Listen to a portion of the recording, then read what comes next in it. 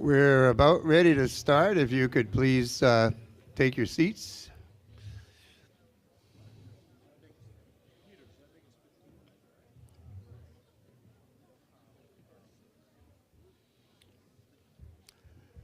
We're starting with the Conway Police Department presenting the colors, and we'll do the Pledge of Allegiance during that time.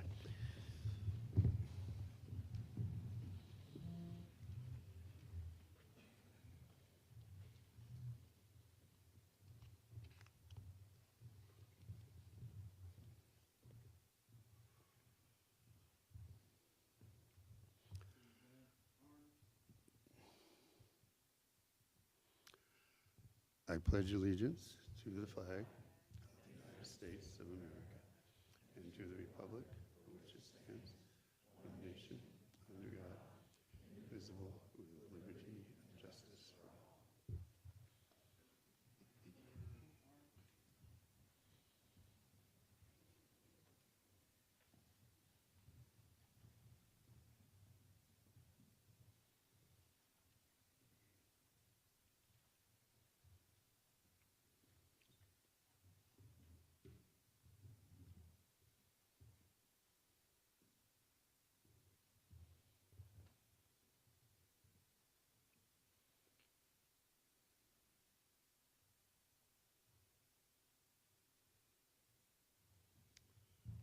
Thank you. You may be seated.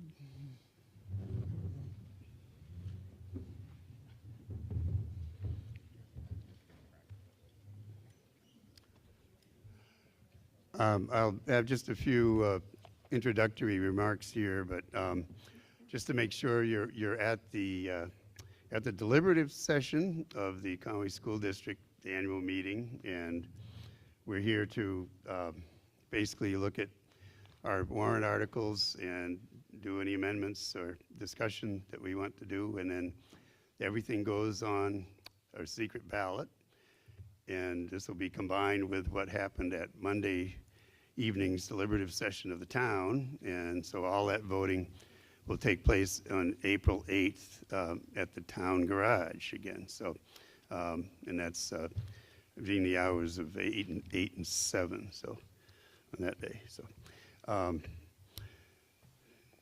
maybe I'll first just introduce everybody. I'm Doug Burnell. I'm the moderator, and I have Chris Meyer, who's the town moderator, is assisting me tonight, and we have worthy assistants of Mike King, who's the school clerk, and Louis Zinkel, who's our town clerk, who are helping out. Again, I'll go over a few more things, but why don't we introduce the people up front here, and maybe we'll start with the school board and administration over here. Amy Frechette, Superintendent. Ryan Wallace, Conway School Board. Mike DeGregorio, Conway School Board. Matt Stearns, Conway School Board, Center Conway. Michaela Clement, Conway School Board. Melanie LaBelle, Conway School Board. Randy Davison, Conway School Board. Peter Donahoe, Chair, Budget Committee. Bill Marvel. Stephen Steiner. Alex Loth. Ellen Leonard. Steve Angers. Ryan Shepard, Select Board Rep. Dave Jensen. Frank Jost, Vice Chair. Mike Lacey. Quentin Lewis. Bob Drickall. Ryan File. And by the way, that's all the budget committee right there. So you all got your voting cards on the way in. That's how we vote. You notice there are tear-off ballots numbered A through J. If we have a request for a secret ballot, that's what you use, and I'll tell you which letter to use at the time. And otherwise, all votes are by you raising your card. So that's the way we do most of our voting. So I did notice it looked like somebody maybe had left their card out on the table with the packets. So I don't know if anybody's missing your card, you may want to get that. So the other thing, again, please take the cards with you if you go out during the session so you can get back in okay. And then at the end of the meeting, we'd like to collect all those back. So somebody will be there collecting them, or there'll be a little box there on the way out. And again, the microphones we have 2 that are designated for out there. So those can travel, and we can take them up to you if you need to have it brought to you. Please let us know. And obviously we have our mics on the floor here. So we are live streaming. So there is actually a monitor set up in the cafeteria. So if anybody decides they want to be in the quiet of your cafeteria, then you can go in there. But just a couple of other little items here. Being the moderator, I sometimes may not be perfect, and if there's something you disagree with that I'm doing, I can be overruled by a simple majority vote. So please speak up if there's something that doesn't sound right, or if there's something that's questionable the way we're doing something. A point of order is usually the thing that gets our attention on that. You can call that out.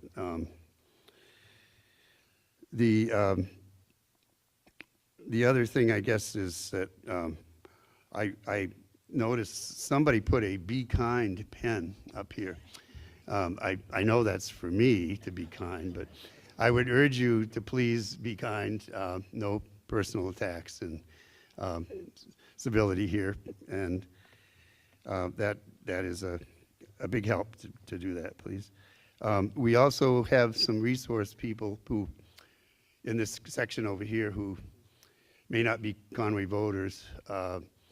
We usually allow them, usually they are asked for their input, so I would ask that we allow them to speak if they are requested to give information that would be helpful, but rather than taking a vote to let somebody speak every time. So, but technically, again, they're only there to answer a specific question. So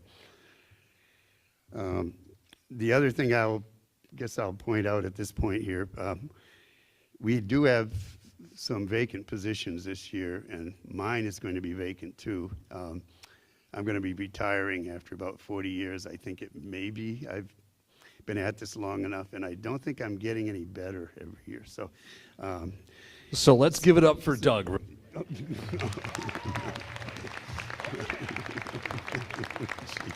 That's all right. Well, anyway, that's all right.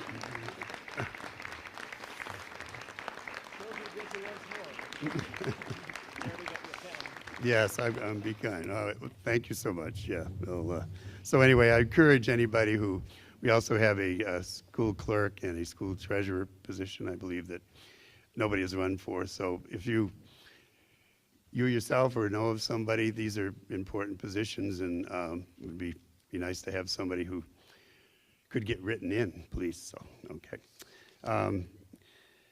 I think that's about all I have for stuff of that nature. There may be a few things we'll have to describe on the way through, but we'll. So again, Article 1 is being the officers, and those will be voted on at our ballot voting on April 8th. So I'll begin with Article 2, and to see if the school district to vote to raise and appropriate the sum of $54,443 to be added to the expendable trust fund. That's the new Kennett High School Facilities Maintenance Fund, established for that purpose in 2007, with $36,020 to offset this amount from the sending towns, and the remainder to be raised by general taxation. This is a special article, by definition recommended by the school board 700 and by the municipal budget committee 1211. And it's in addition to warrant Article 6, which is the operating budget. So is there any discussion on Article 2?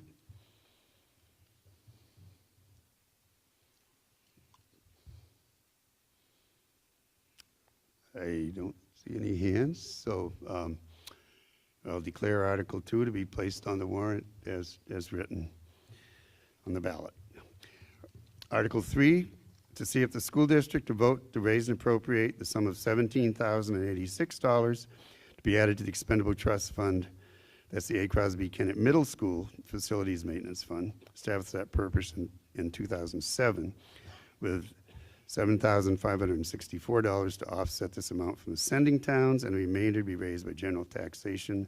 Another special article recommended by the school board 700 and by the municipal budget committee 1211. Also in addition to warrant Article 6, the operating budget. Any discussion on Article 3?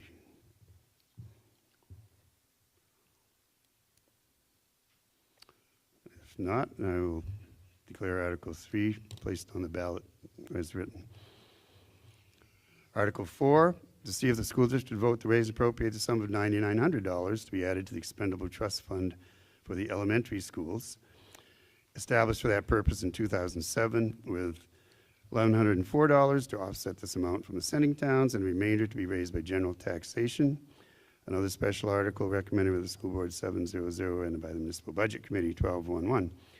Also in addition to warrant Article 6, the operating budget. Any discussion on Article 4? I'm seeing a pattern for the expendable trust funds here. Okay, so I'll declare Article 4 placed on the ballot as written. Article 5, sorry. See if the school district will vote. See if the school district will vote to approve the cost items included in the collective bargaining agreement reached between the Conway School Board and the Conway Educational Support Personnel, which calls for the following increase in salaries and benefits at the current levels.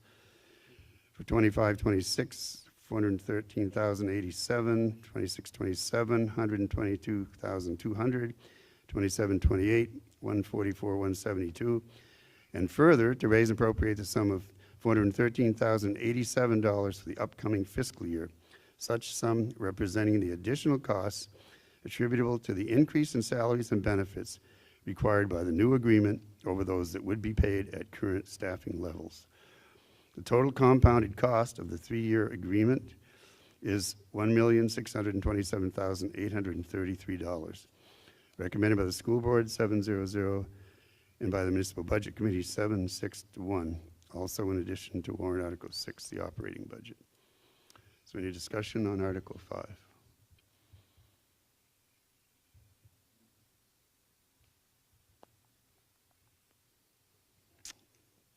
If not, we're ready to move on. I'll declare Article 5 placed on the warrant as written on the ballot. Sorry.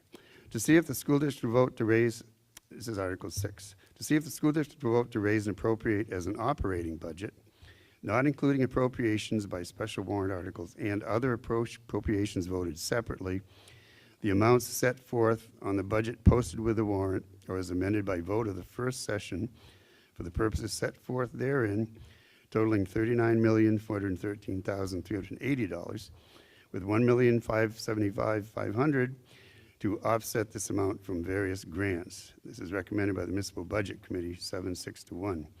Should this article be defeated, the default budget shall be $40,986,456,000, which is the same as last year, with certain adjustments required by previous action of the Conway School District or by law.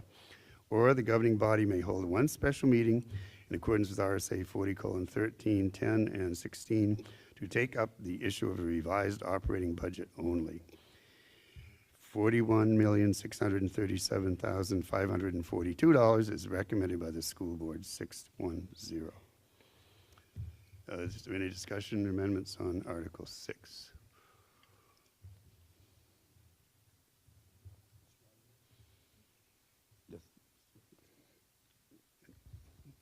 Thank you. I'd like to make a motion. Alex, please state your name. Alex Loth from the Budget Committee. I would like to move to add $2,224,162 to this budget to bring it to line up with the original $41,637,542 recommended by the school board.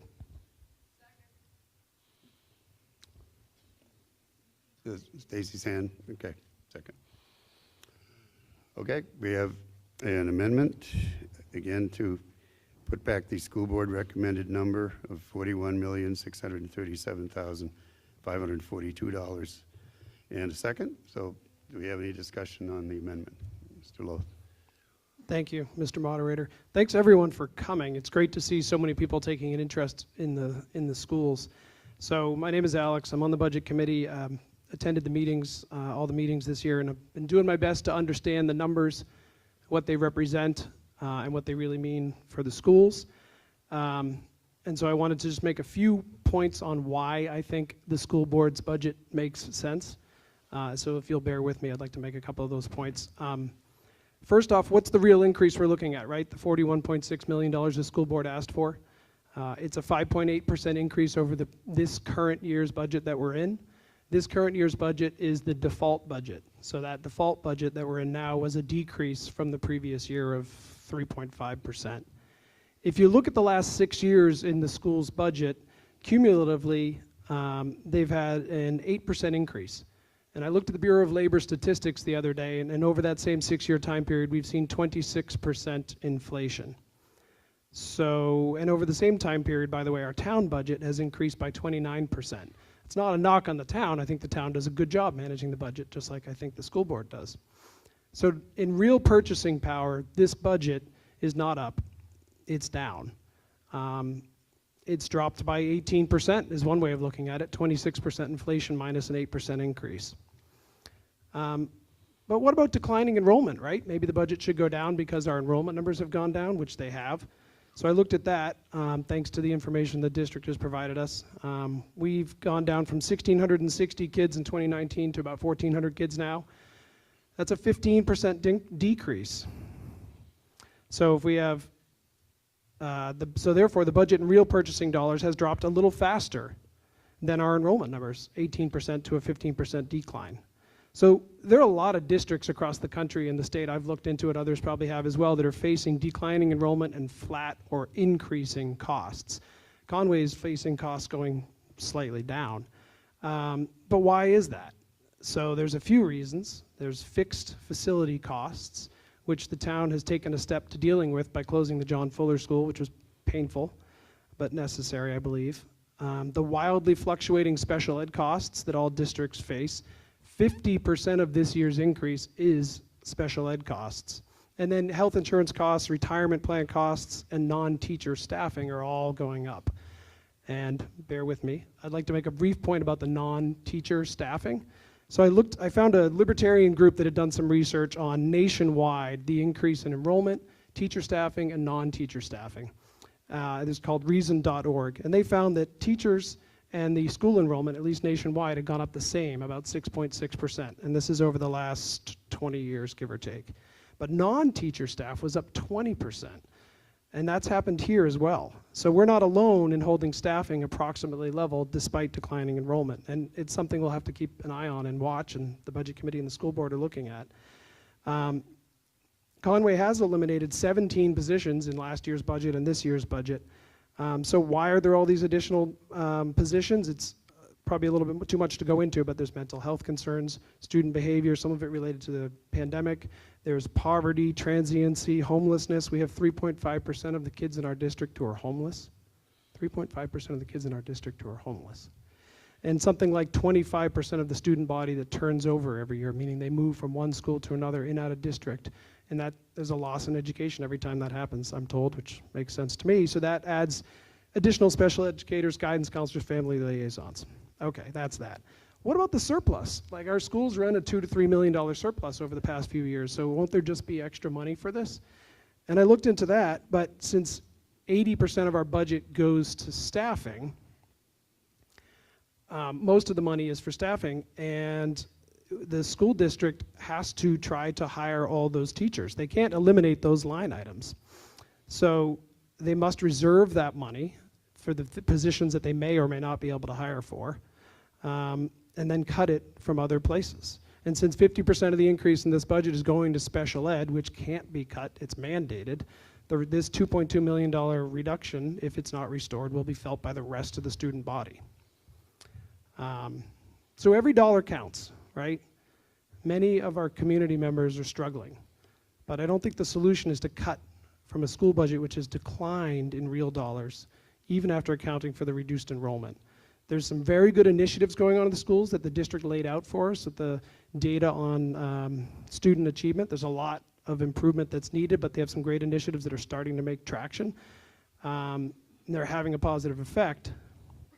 So I'd like to not stop the momentum of the positive changes that the schools have made. So after looking at the numbers and spending time with the budget committee, I believe we should support our kids in the schools by supporting the original responsible school board budget. Thanks for listening to me for so long. I appreciate it. Okay, any other discussion on the amendment?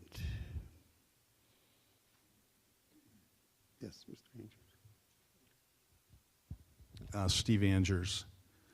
I think that a lot of you know that the reason that I got even involved in this process is because of my ties to a family of educators. And, you know, looking at the numbers, they'll often tell you what you need to know. And, you know, I appreciate the work that Alex Loth did. I did that same work last year.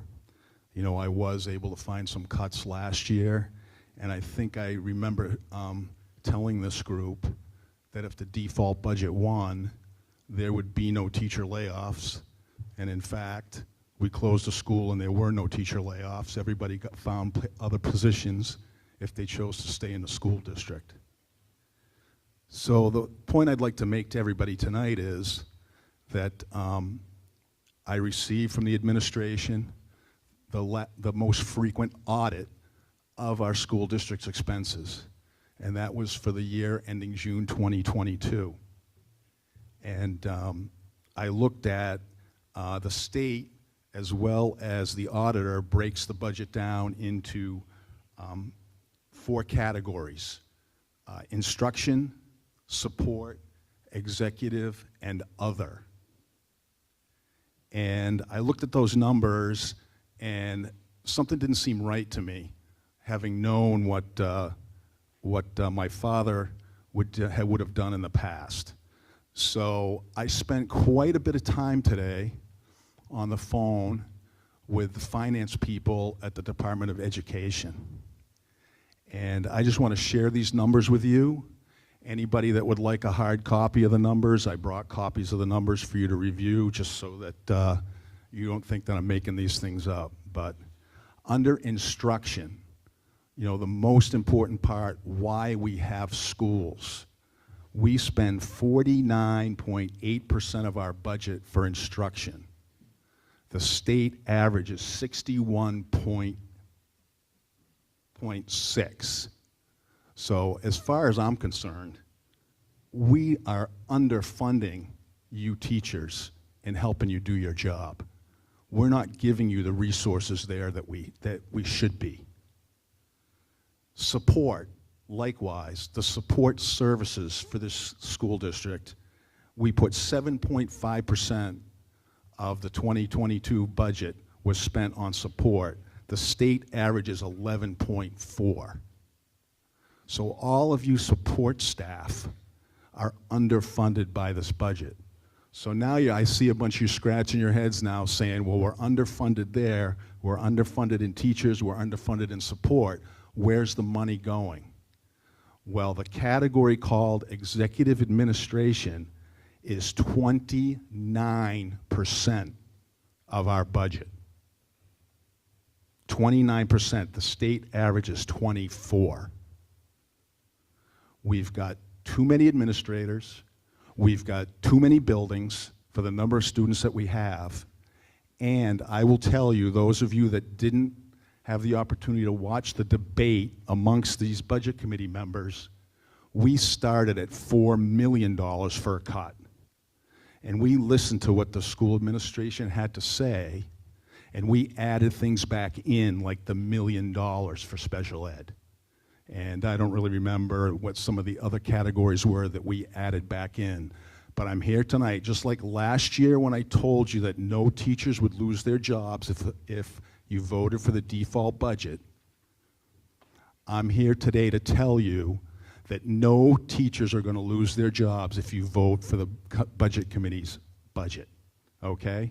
There's going to be changes in programs. There's going to be changes in administrators. But we've got the teachers that we need. We appreciate all you teachers. We looked at this very closely, and in no way did the discussion ever come up about eliminating teaching positions. Thank you. Any other discussion on the amendment? Is so?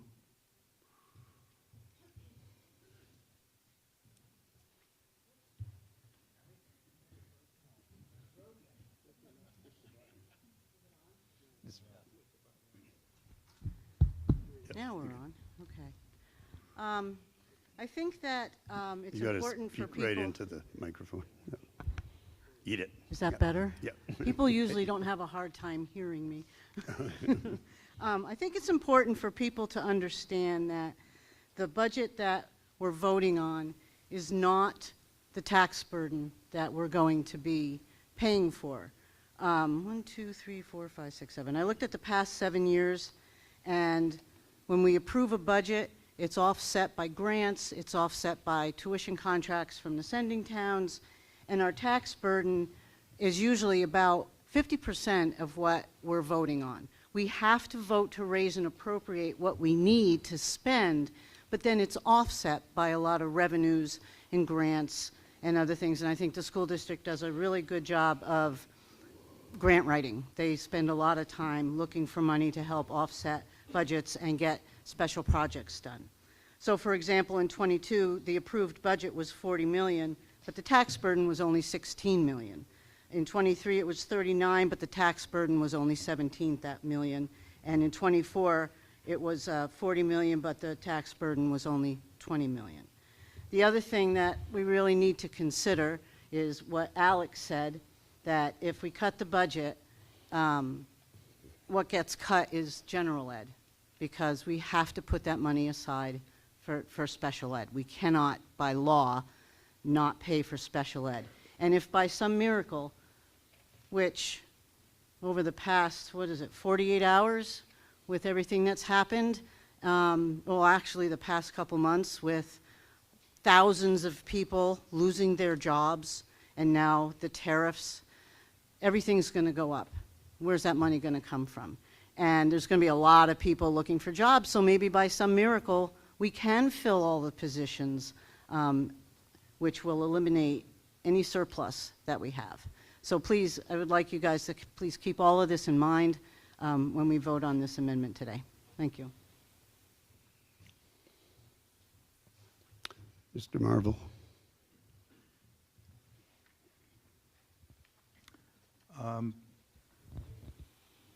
It seems to me that some of what's been said recently is correct and some is incorrect. Starting backwards with what Amy was talking about, the amount that Conway has to pay for through property taxes. That rose from 19 million something last year, I don't have that number in front of me, but to 22.3 million this year. The SAU has combined both the local tax rate and the state tax rate to come up with an increase of 21% in our local taxes. But if you take out the 4% increase for the state education tax, it's really 24 point something like 5% increase for Conway's portion of taxes. That doesn't mean your entire tax bill is going up 24.5%, but the school portion of it will, and theoretically at least, and that's the biggest portion of your bill. The schools, local schools were compared to the town, and yes, the town budget has increased somewhat. I don't know if those figures are accurate. I haven't double-checked them myself. But services are increasing in the town. Population is increasing. as has been admitted, enrollment is dropping in the schools. The actual decrease has not been admitted, however. Over the last couple of decades, we've lost 35% of our enrollment. We dropped from a maximum of 2,180 students to 1,410. In that same period, the staffing has decreased 0.7%. So the implication is a lot more savings could be realized. And I think, frankly, it would be done appropriately through staff reduction.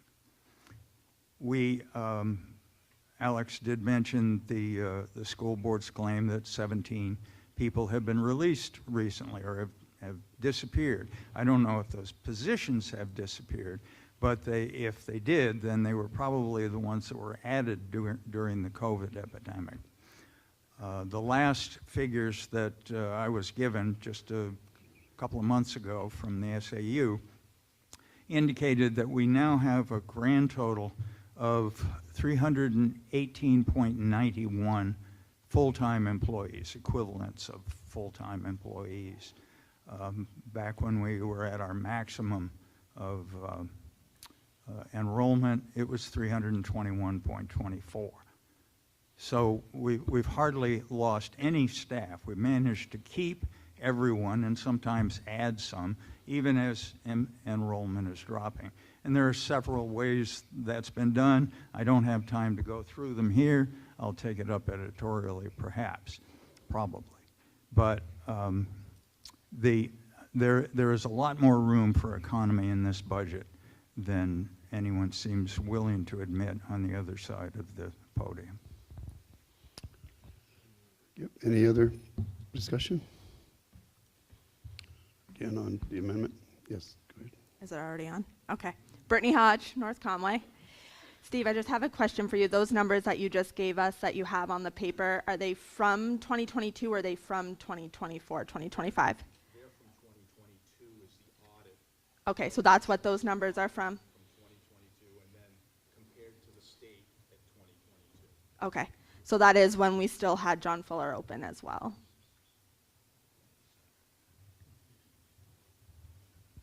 Yeah, that would still be with John Fuller. So I haven't seen anything that would lead me to believe that the percentages have varied very much. Okay, thank you.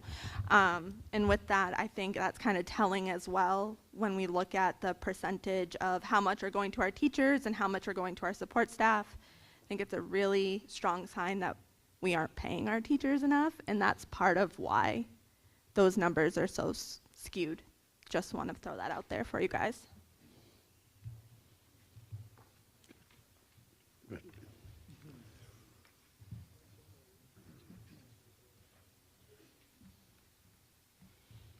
Joe Mosca. First, the last teacher's contract, because I negotiated it or helped negotiate it, we did a lot for our teachers. The last two contracts, we did a lot for our teachers, and I think that the school board will continue going that way. I think we're very close to what everyone else is being paid now. We're not that far out, and I think we've come a long way in our pay scales. And I will say that I'm proud of that for having worked on that at the time. Something that another speaker said was about all the tariffs and prices going up and everything else. We all know that the reval that was done was botched. We all saw, or most of us saw, a 20+% increase in our taxes last year. I had about a 23% increase. If everything that is on the warrant passes, we're going to see another probably 15% increase this year. That coupled with everything else, I don't know how many people can keep affording multiple, double-digit increases every year. And I'm not saying I'm for or against. I'm just saying that we have to look at everything. We have to balance what we're spending versus what people can afford. So, thank you.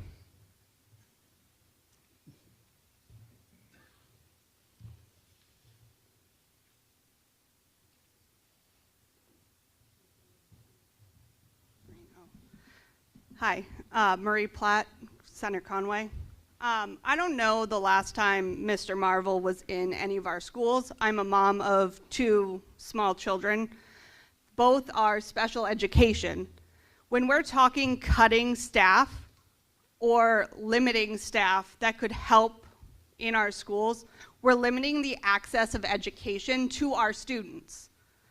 Now, if we're worried about test scores and we're worried about our students doing the best and excelling, is the thing we need to do knocking their supports out? Because that's not going to help our students. Ripping anything from a child that benefits them and their education hinders society moving forward. Our society cannot continue to grow if we do not assist our students. Like other people have said tonight, we have students living in poverty. Poverty affects their ability to learn. Our schools provide them stability, staff who care, staff who are there for them, listening, food, a continuous support. Now, take out the support staff. What do they have? A teacher who has 30 students.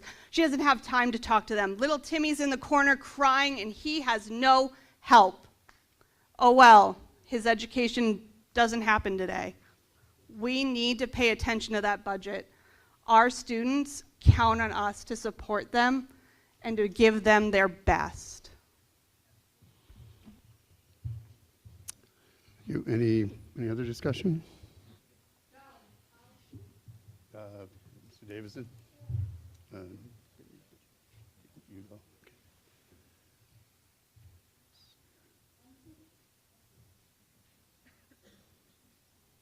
Got it. Okay, I'm speaking on behalf of, I was the member that voted no on this, and sometimes my voice is the one that usually wants to be shut down. And so I'm speaking as an educator and as a member of this community. One of the things that this district faces is I firmly believe that it is overstaffed and they're not placing the amount of numbers in the right positions. This district, why they're not getting paid the amount of money that they probably would as in compared to other districts, is because of the staffing, the scheduling, and point blank. I was on the CESP contract, and I was astounded with, there were 57 members, and I've got it in here, that was presented, and I've never been on that committee before, or that negotiating committee. When I found out there was 40 one-on-ones in this district, I was astounded. I was astounded. And I haven't, being a teacher myself, I haven't looked around to see what other districts, but I asked the people in our district. That, to me, is overstaffing. So when you have that amount of people on a one-on-one, and that was a concern that I had. When I looked at the contract, they are being underpaid. Educators are. I did a comparison, the district that I'm in at Kingswood, the same size school as this one, and I drive there. The amount of money as compared to what we offer them in Conway, there's 40, I looked at this is crazy, there's this, I think the longest contract in the state. To get to the top, if you're familiar with education, it's 2 years of experience. They have 46 steps to get to the top. It's unheard of. Kingswood, same size as this. You want to get to the top, you have to be there 10 to 14 years. A comparison, a person with a bachelor's degree at Kingswood, just a bachelor's next year would get over $60,000. Conway, you would get 50. And that's just going down the street. This is a comparison. Then when I looked at the top scales, if I was in this district, because I had years of experience, I'd do okay. But a master's degree, same difference, you're going up toward 70. In this district, you will be lucky if you're getting toward 50. So if I was a community member, and I'm saying that since I've been on the board, it almost seems like Conway is a training ground for teachers, but a lot of it, I firmly believe is overstaffing. An example why I voted no, next year, and this is a programming issue. A lot of the other board members, I guess why I think I get reelected is because I tell it as it is. Next year, when I presented cuts in this budget that I think were valid cuts, and I'm for education, obviously, I brought this one up. This year, in 6th grade, there's 84 students for 5 teachers. Next year, going to 6th grade, there's 84 students for 6 teachers. Doesn't make a lot of sense to me, and I brought that cut up. They said it was because of programming. Well, you know what, at a good middle school, you teach in the content. Each individual would have a content. And I'm just stating it as it is. On the SAU, I had a concern with hiring, there's a curriculum coordinator now, but to add an additional assistant superintendent with $122,000 added on to where taxpayers don't really get a say on the SAU 9. It's all these board members here that show up to the meeting. We're going through tuition contract agreements, which is a concern. I had a concern adding it there. An additional issue that I had, and I brought it up, and I'll just voice it. I'm not always used to being the one, if you watch Channel 3.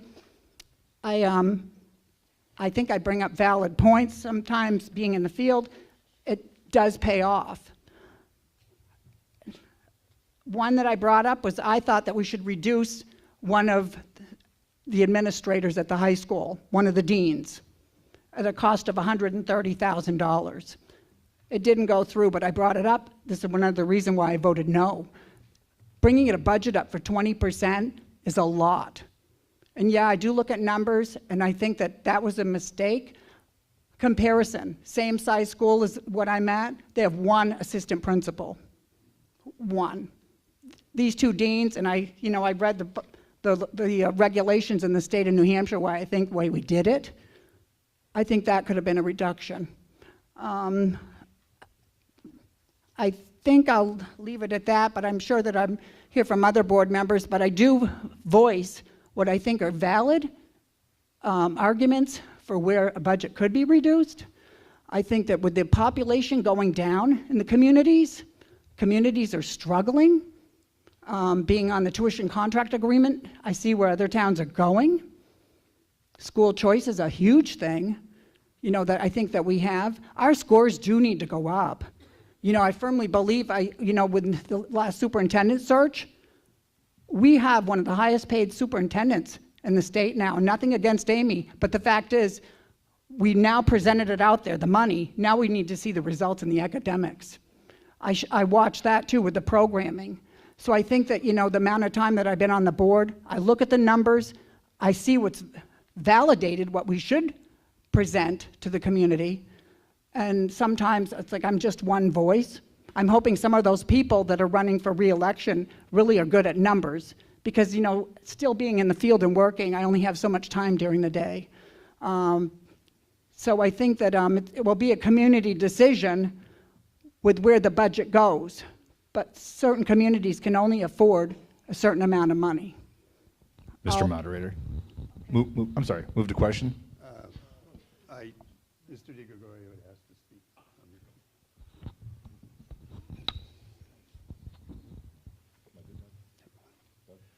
Yes, go ahead. So just briefly, I wanted to go over where the vast majority of the increase that the school board had suggested came from. We've already talked a little bit tonight about the special education. That is literally the vast majority of it. And we all know that state law mandates us to provide certain level of special education. Pam Simpson could talk a little bit about why that budget came up so much, and a lot of it had to do with the price reflections of some of our out-of-district placement and some of the mandates that the state requires that we had no control over. So that's in the budget. The next level of large expense was the teacher's contract and the AFSCME contract that was voted on last year. I look at that as something that voters have already approved. It shouldn't really be up for debate. because the voters voted on it when they validated the warrants, last year and the year before for those contracts, and those are just automatically put in the budget because the voters have already approved those. I do want to point out that I think it's a little rich to make the argument of teacher salary when, as it was pointed out tonight by Mr. Angers when he talked to the state, that those salaries from both support staff and teachers is way under valued. We know that because we're losing teachers to other districts, as has been pointed out, for substantial money. A lot of teachers in here tonight, they already know these numbers, but for those folks sitting at home or that are not associated with the school system, we're losing some of our teachers anywhere from $15,000 to $20,000 per year. There was one that actually may have gone somewhere else for almost $30,000 difference for the same job. All right, that's significant numbers.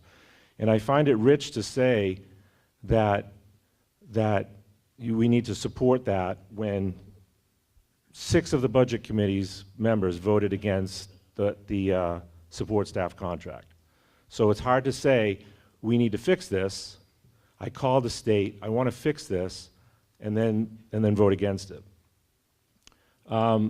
Another large number was health insurance. We all know where health insurance is and where it's going. It's horrible. I forget the actual percentage, but the vast, I think it's like $7 million of our budget, something to that effect, is part of health insurance. The SAU 9, I hope, if we ever get to actually get a meeting here because of some weather issues and some other issues, we've had to cancel a couple, but it's my intention to form a subcommittee strictly to look at some health insurance issues, not to take away the value or the level of health insurance that's there, but hopefully to find a better way to buy it.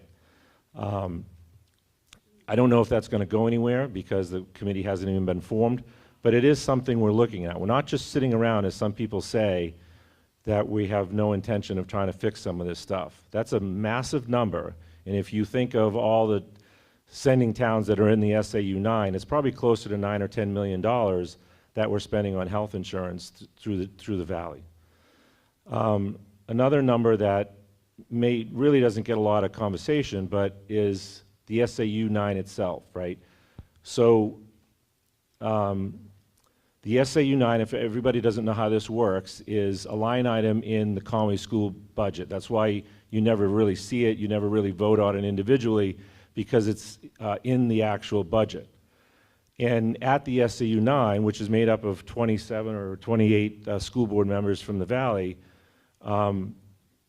we added a curriculum director, curriculum coordinator, I think is the title.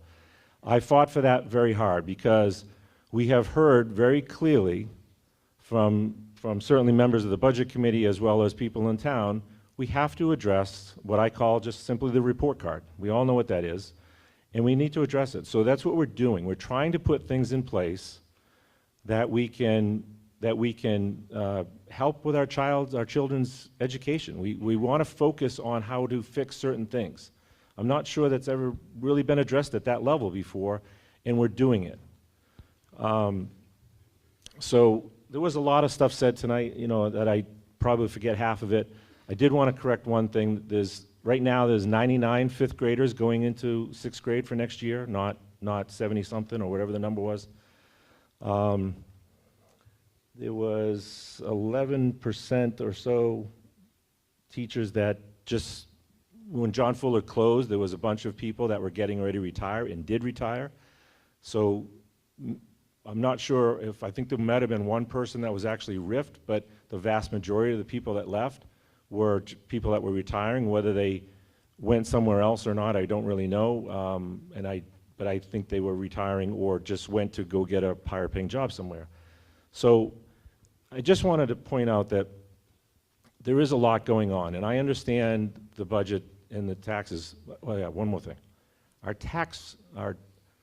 budget is not going up 20-something%, right? Clearly that would be like an $8 million increase. It's the tax rate. There's a big difference. So I'm sure we'll come up with some more conversation, but I just wanted to point out a few things to you folks on the vast majority of where that 2.2 million increase came from. Okay. Do we have one more? Okay. Yep.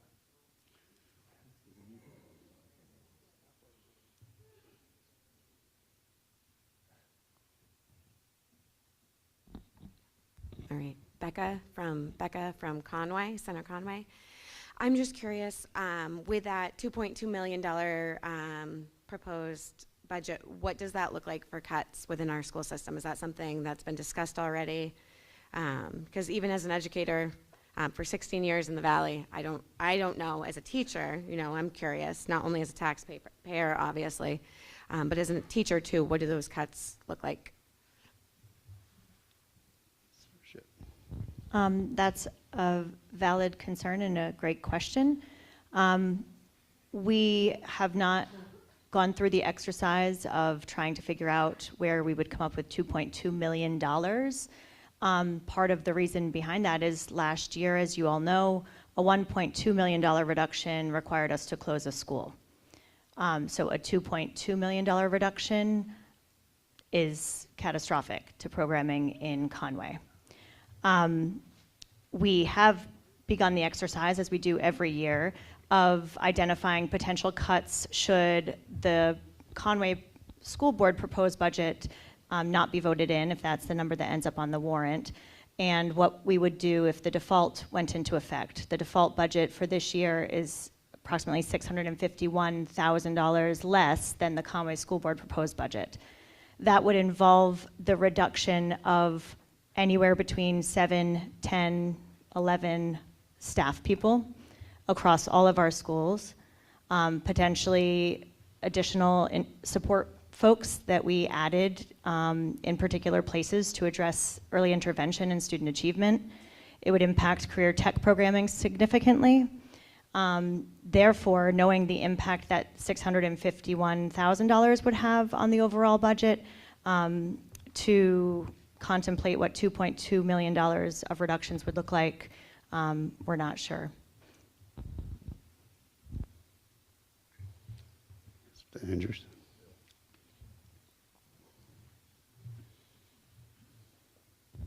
I just want to make one correction. Last year's default budget was based on the ending of paying the high school bond. A school did not have to close last year because we had $1 million saved by the end of the high school budget. That was the choice of the school board and the previous superintendent to close a school, but a school did not have to close last year.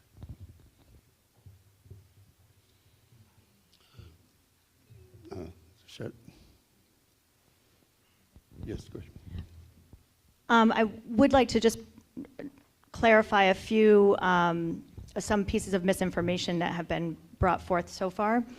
In the 2022 audit that Mr. Engers referenced, he stated that the executive administration, which is a majority of the budget, was slightly over the state average, which is accurate, but that does not just include building administrators, as was implied. That includes SAU staff, school administration, all buildings and maintenance folks, and all transportation. If you'd like to look it up yourself, it's on page 59 of the 2022 audit. Additionally, the piece that's been thrown out here a couple of times is that should a 2.2 million reduction be approved, that no one would lose their jobs. That is absolutely inaccurate. And referencing school consolidation to support that notion, stating that no one lost their job in school consolidation, is also not entirely accurate. 11 people resigned or retired their position as we consolidated schools in Conway, and we've already recognized that we could reduce the staff even further in the proposed budget by 3 elementary classroom teachers that were retained during school consolidation. So the idea that no one has lost their job is not entirely true. And that those 11 employees were just classroom teachers. So that's not taking into account any custodial positions that were reduced, building principal, administrative assistants, clerical aides, et cetera. So just want to make sure we're providing accurate information to the community. Ms. McMillan? Okay, we have a motion to move the question. Do we have a second? Okay. It's not debatable and requires a 2/3 vote because it ends debate and makes us proceed immediately to voting on the amendment. So, all those in favor of moving the question, ending debate, please raise your cards. Thank you. Any opposed, please raise your cards. The ayes appear to have it. The ayes have it, and debate is ended. On the amendment to Article 6, we have a request for a secret ballot that is valid.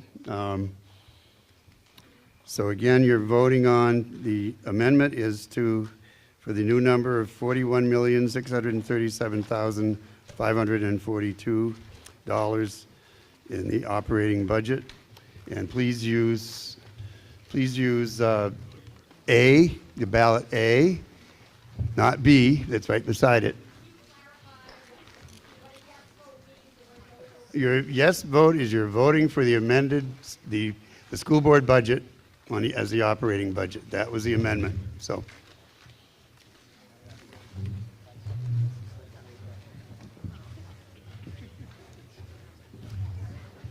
So again, bring your ballots down to the ballot boxes here.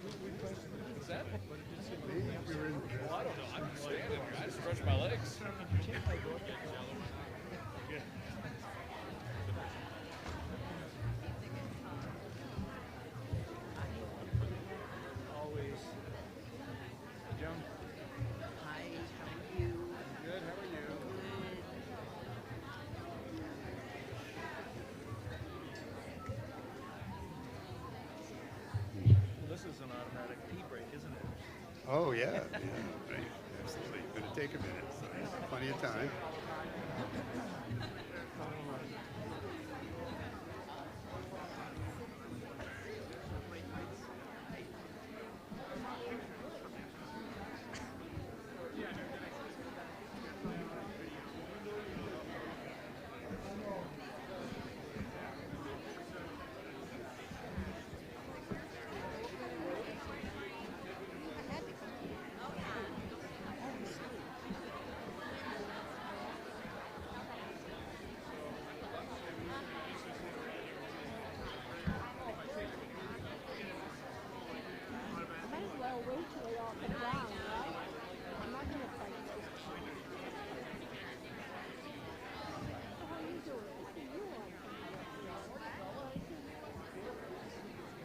Stretching my legs while I can work.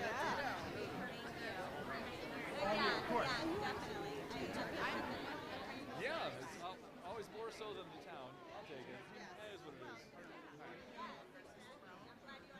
Right.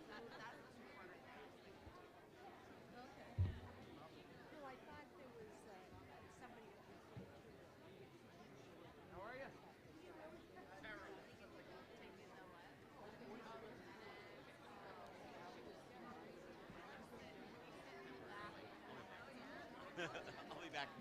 I'll be back before they're done counting. Let me put it that way. Go up halfway. We're never getting back up there. No, it's going to be a while.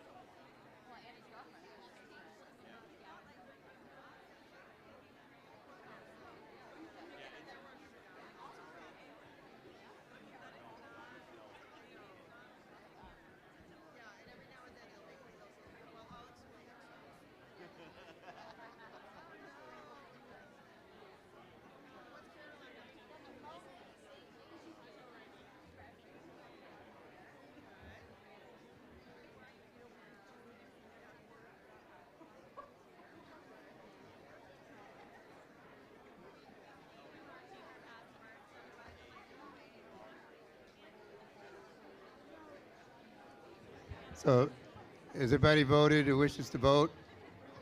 We have to now count these, so please get your ballots cast.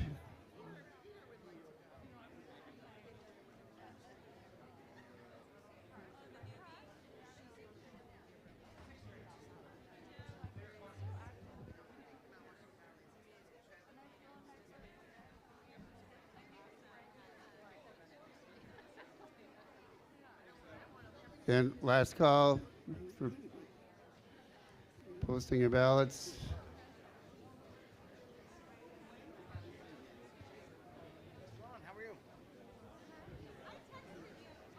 Anybody else trying to get to the ballot box? If not, we'll declare the voting closed on the amendment to Article 6.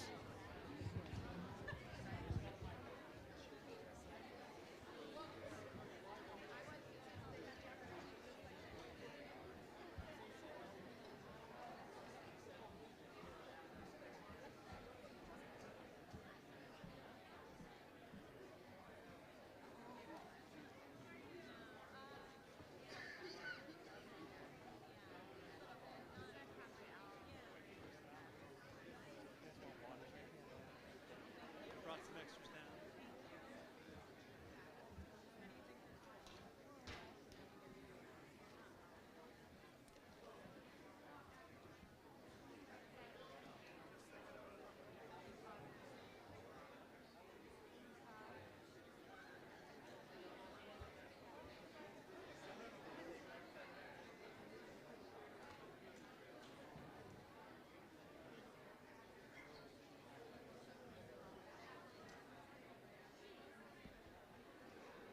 She said what?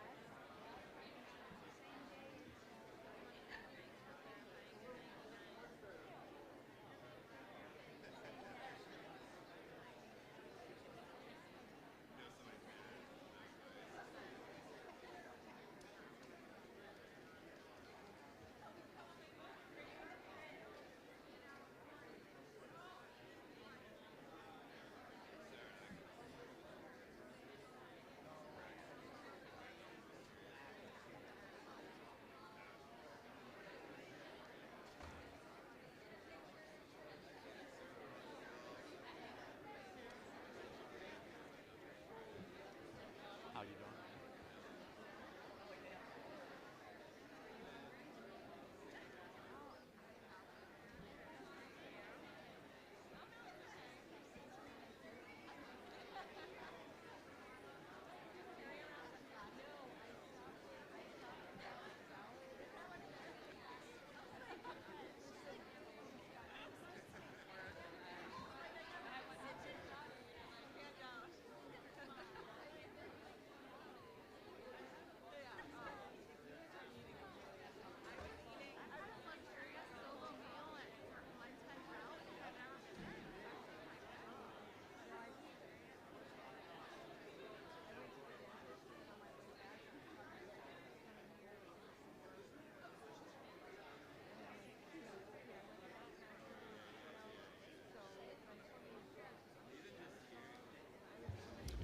Okay, if you could take your seats again, please.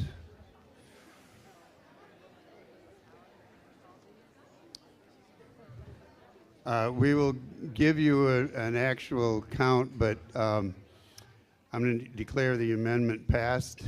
It's quite overwhelming here, so but we'll give you an actual count in a bit. But let's proceed.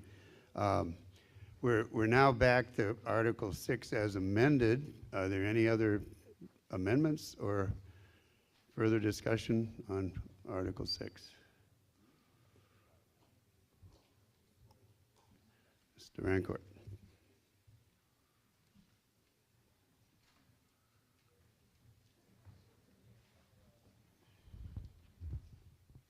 Ken Rancourt from Conway. My question is, first of all, thank all you folks for all the work you do. I know how time consuming it can be. It takes a lot to get this far. In my experience, most recently with dealing with FEMA and other federal projects, I wonder why you're still including $400,000 and $20,000 an expected revenue from federal sources when all these sources eminently will be drying up in the very near future. Unless these funds were committed in previous years, you're going to have to cover that if those checks don't come through. So if they don't come through, what will happen to the other programs we just talked about?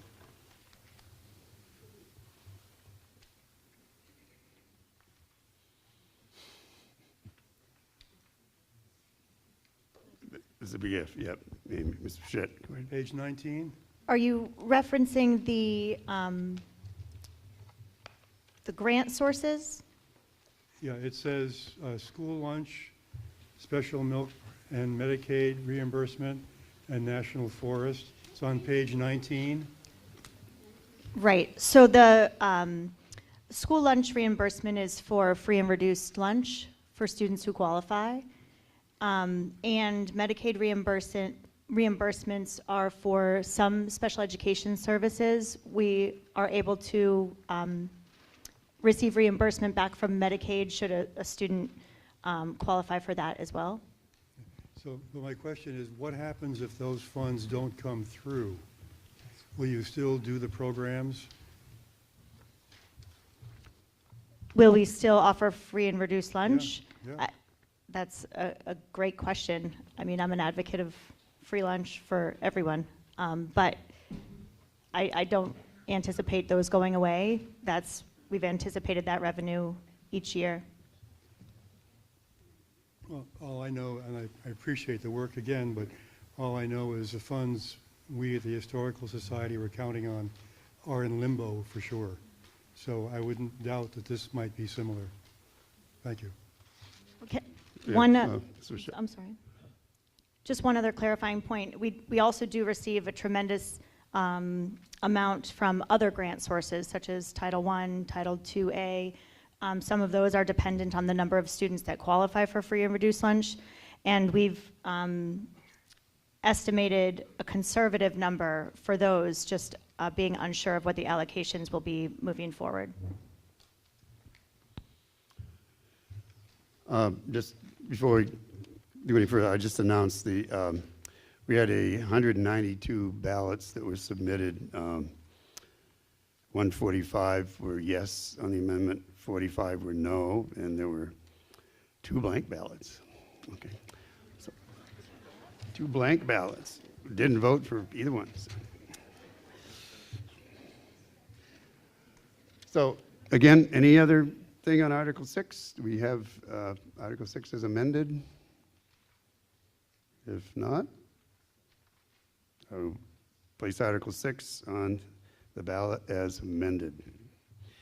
Article 7, to see if the district will vote to raise and appropriate the sum of $88,000 to supplement the funding of the Lakeside Primary School and Mountainside Intermediate School. Yes? If you're on Article 6, it's too late.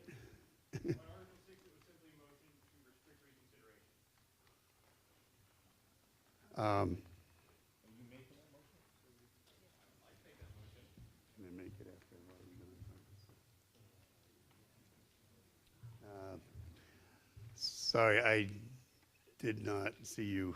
I already declared it. We're just double checking. You might still be able to make it. Just a second, please. I think it can be. Let's say you can do it, okay? So we have a motion to restrict reconsideration. So this means that it cannot be brought up again during this session, and it's SB2 town voting. It means basically it just goes to the ballot as it is, and so there's no more discussion before the meeting. So please give your name. Sorry. Ashley Sear. Yeah. Okay. And who seconded again? Ben Colbeth, second. Okay.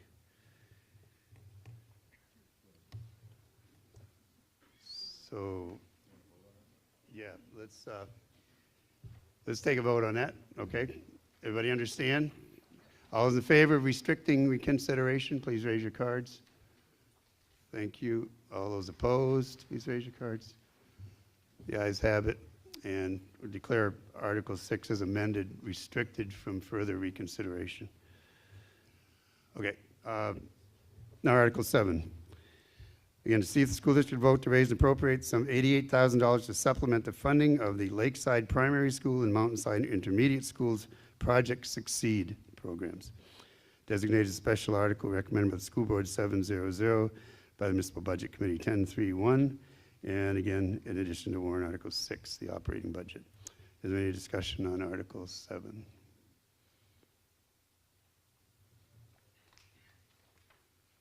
If not, are you ready to move on?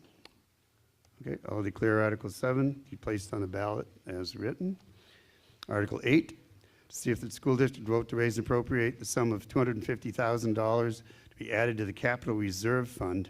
This is the equipment and/or school buses fund established for this purpose in 2019. It's a special article, definition recommended by the School Board 700 and by the Municipal Budget Committee 851. This is also in addition to warrant Article 6. Any discussion on Article 8?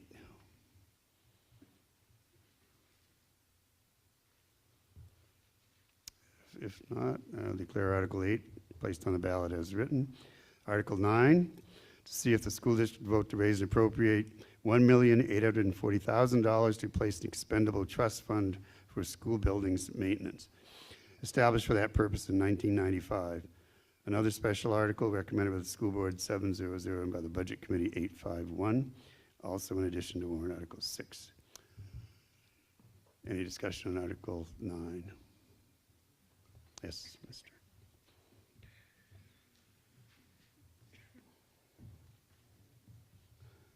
Joe Mosca.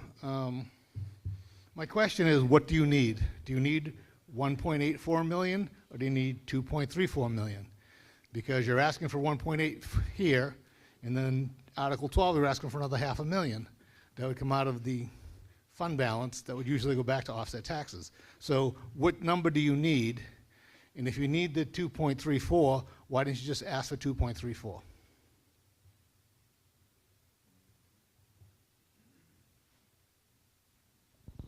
Mr. DiGregorio.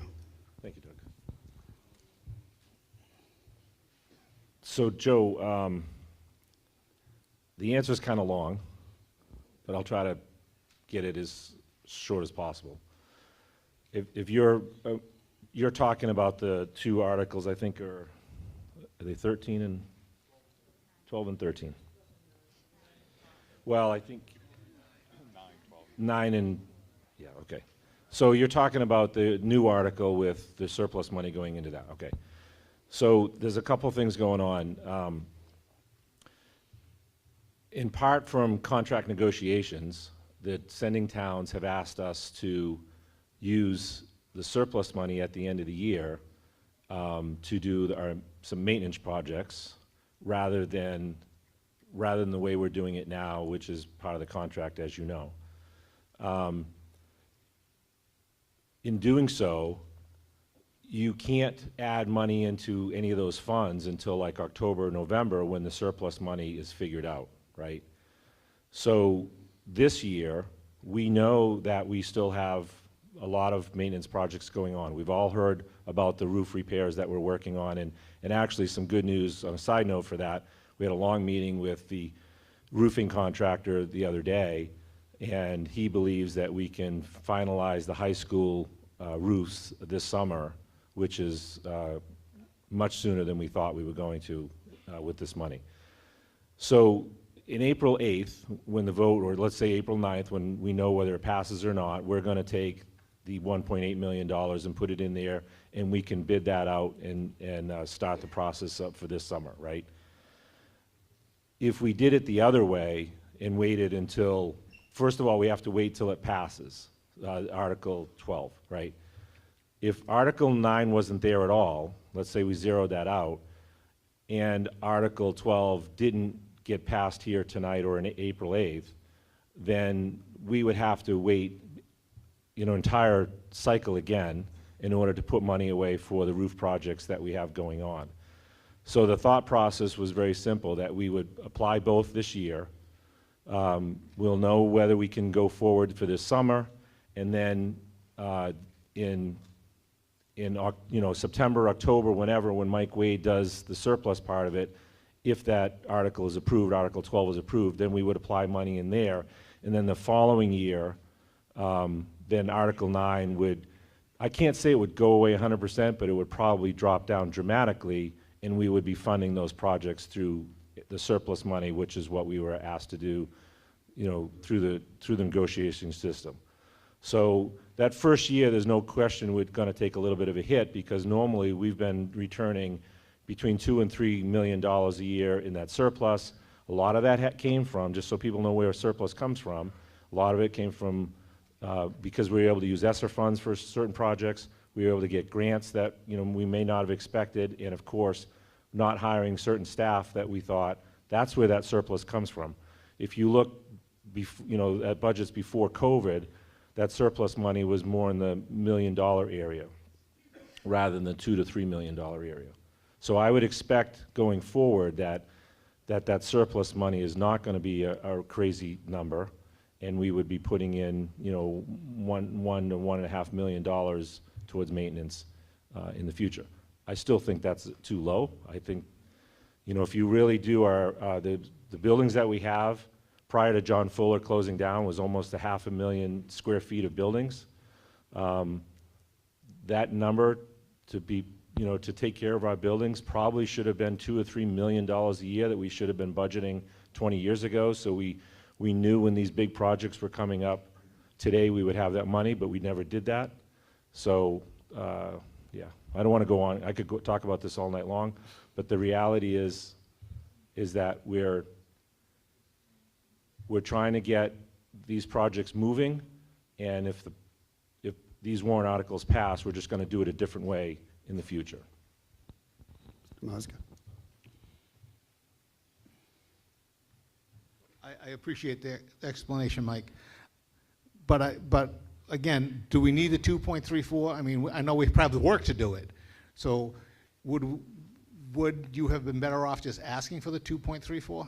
Because what happens if the 1.84 passes but the 500 doesn't? If the warrant article on April 8th doesn't pass, Article 12, then we're just going to continue doing it the way we're doing, and we'll tell the sending towns we're doing it the way we're doing it now. So that's what would happen. We're not going to ask again for, like next year you probably wouldn't see a warrant article to try that again.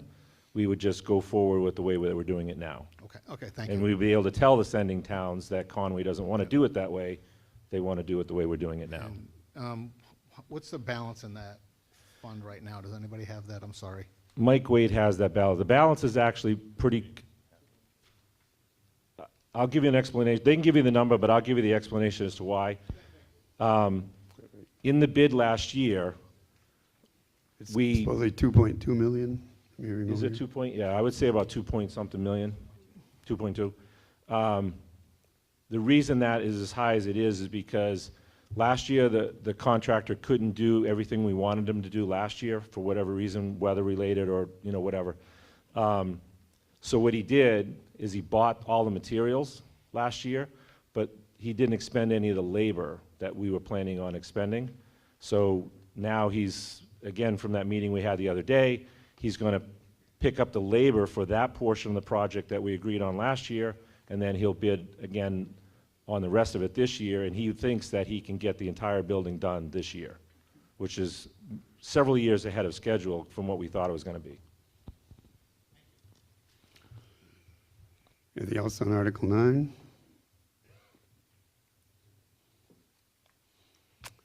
If not, I'll declare Article 9 placed on the ballot as written.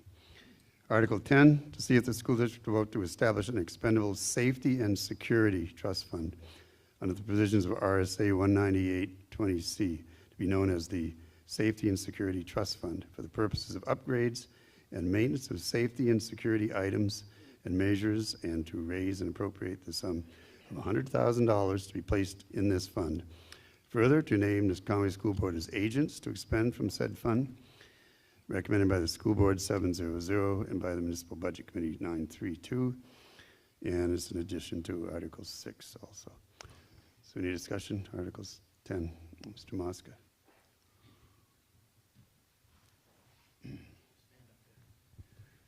Joe Mosca, I have the same question. Do we need, I know what we need, but why are we not just asking for the 600,000? Why asking to establish the fund with 100,000 and then take 500,000 from the reserves? I mean, I from being there, I know some of the needs, but if you need the 600, I think you should ask the 600, and that's just my personal opinion. So I just want to know the reasoning. Thank you. Doug? Yes. Matt Stearns from the Conway School Board. Joe, thank you for the question. So I think, Mike, you've essentially answered half of it. I think probably a good thing to do is to sort of just, talk about what we're doing here overall with the article, and then kind of work our way up from there. So this particular article, and let me start off by saying the number that we're asking for here, the $100,000, is ostensibly low. It's way too low. We should have been doing this level of budgeting and thought a long time ago. Essentially, this article establishes something to help us proactively start to address some of those critical safety and security concerns throughout our schools. We actually work with the Department of Homeland Security on a triennial basis to have that outside body sort of do an audit of our physical and operational security throughout the buildings. So we get an assessment from the outside looking in of what are some of those critical, security vulnerabilities, and it really is a shame that we have to sort of think in this way, but we're trying to create some action plans that address those security vulnerabilities a lot more proactively. So we don't have a fund like this right now that specifically addresses not just facilities, but that subset of facilities that deals directly with security. So, good news, 2.5 years ago, we had the Department of Homeland Security in to do an audit of our buildings, all 5 of them at the time. And we've had a subcommittee that's been hard at work. It's one of the big reasons why I wanted to become a member of the school board was to place additional focus on safety and security within our buildings. The Department of Homeland Security is coming back again in the spring to, again, do another assessment. And so by establishing this fund and starting here with the $100,000, and then again, drawing from Mike's explanation before of why we would kind of, draw from the unexpended fund balance to further fund it, we think we can kind of get ahead of the projects that we know we need to do from the last audit and from the subcommittee's work. But then also when we have that assessment that's done again in the spring by the Department of Homeland Security, we'll be ready to go ahead and start working on any of the critical findings that come up from that next audit. So, we also, I think it's important to point out that we always are seeking, ways to defray these types of costs through grant funding.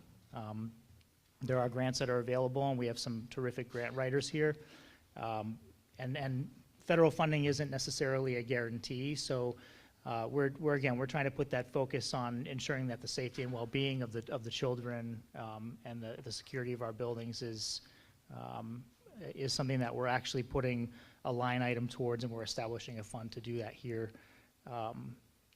So I think to answer your question, $100,000 is certainly not enough to do what we need to do, but we think this is a pretty good start. And then looking again ahead to what was it, article number 13 or 14? 13. That helps us to kind of get there as well. So, Ms. Leonard?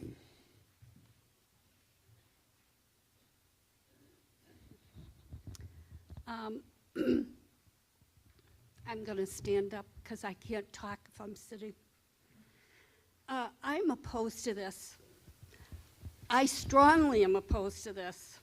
And I'm opposed not because I don't believe that there should be safety and security, but this $100,000 is 10 cents. It is just opening Pandora's box that will never, ever end, because it's always going to be something more. It will never be ending, ever. And I think this is just to get a start.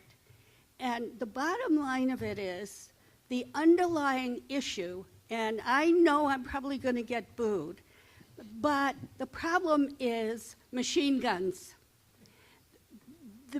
We are scared that some kid is going to come in and shoot up the school. And with good cause, by the way, good cause. It happened in Uvalde, a rinky-dink place just like here.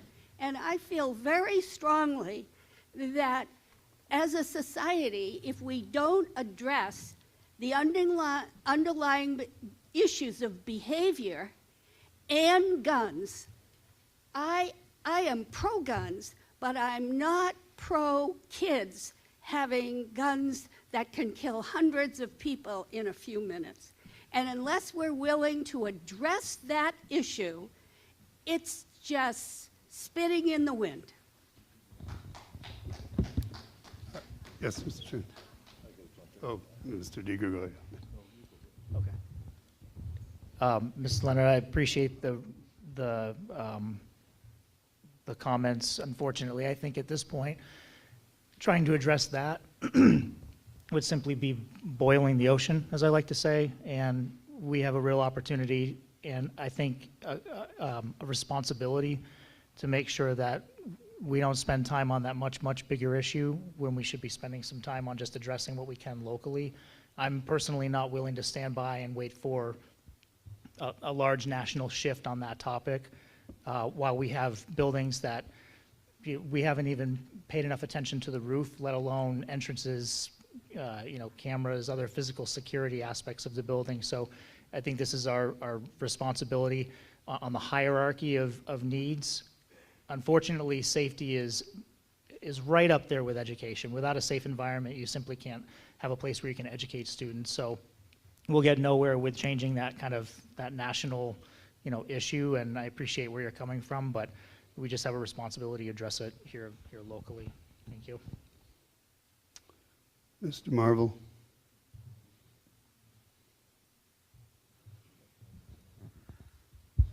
It's rare that Ellen and I agree on anything. Although less rare in recent times. Those of you who remember the beginnings of Homeland Security may remember some unpleasant excesses involved with that. I certainly do. The problem with this article, the $100,000 article as I see it, which is what we're talking about, is that a cynical viewpoint, which is what one takes if one watches the school board long enough, tends to look at this as an effort to, to get the camel's nose under the tent. Who can be opposed to security? Who? And then it becomes a bottomless pit, as you find out a few articles farther on, and it will continue that way. Preying on people's fears is effective, but is somewhat reprehensible. It's funny that the first time we get someone in a public office who has a concern about this, suddenly it's the most important thing. What I'm afraid of is that the actual discussion of it might be somehow insightful. Mr. DiGregorio. So my 2 cents for this article is, and I've been a big proponent of it. Here at the school board, we're responsible for a lot of things, and one of them is the safety, as we pointed out. The difference is that we know what's happening around the country. Anybody that watches any TV at all knows what's happening around the country. And frankly, none of our buildings were built for what is happening around the country. When I work for the phone company. When I go to work every day, I don't have to worry about somebody showing up and doing what we're seeing in some of our schools. But I look at this position as my responsibility to allow students and teachers and staff to go to a building and feel safe. I can't do that for everybody's job, but I can make the recommendation to do it for teachers, students, and staff. I also feel that I'm obligated to tell you the truth of that endeavor. In other words, I'm not going to sugarcoat that it will never happen, that Conway is somehow excluded from what's happening around the country and world. We're not. It's not a question of if it'll ever happen, it's a question of when it will happen.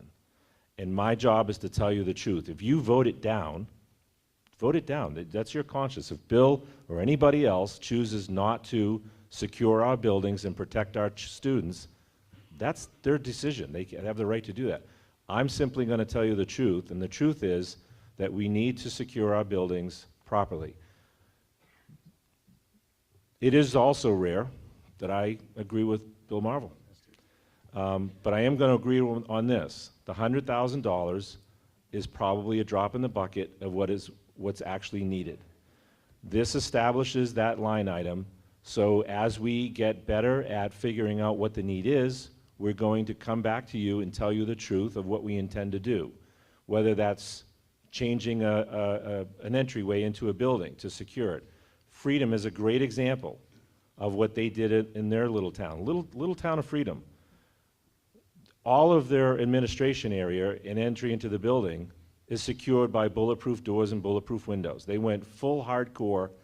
Doesn't change how parents come into the building because they come in the same way. The doors are locked. You have to get permission to come in, but it stops those people that have bad intentions from coming in. So a little town of Freedom made the choice to spend that money, and now those staff and students are better protected.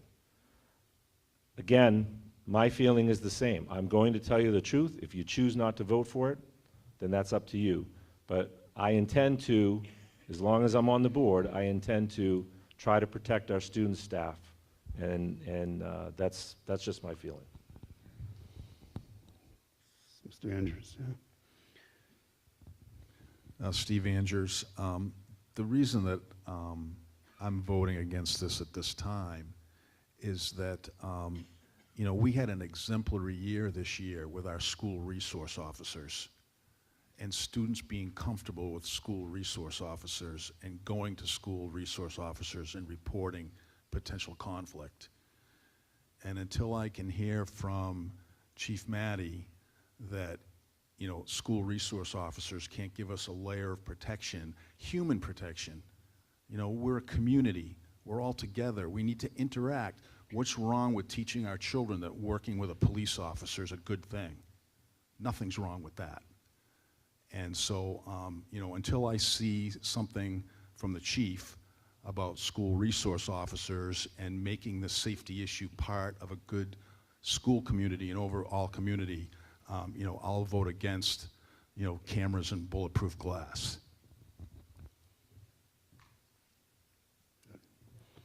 Yep.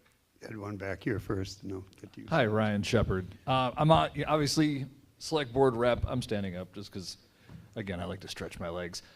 Select board rep, but I'm not speaking for the select board. I'm speaking for me. Now,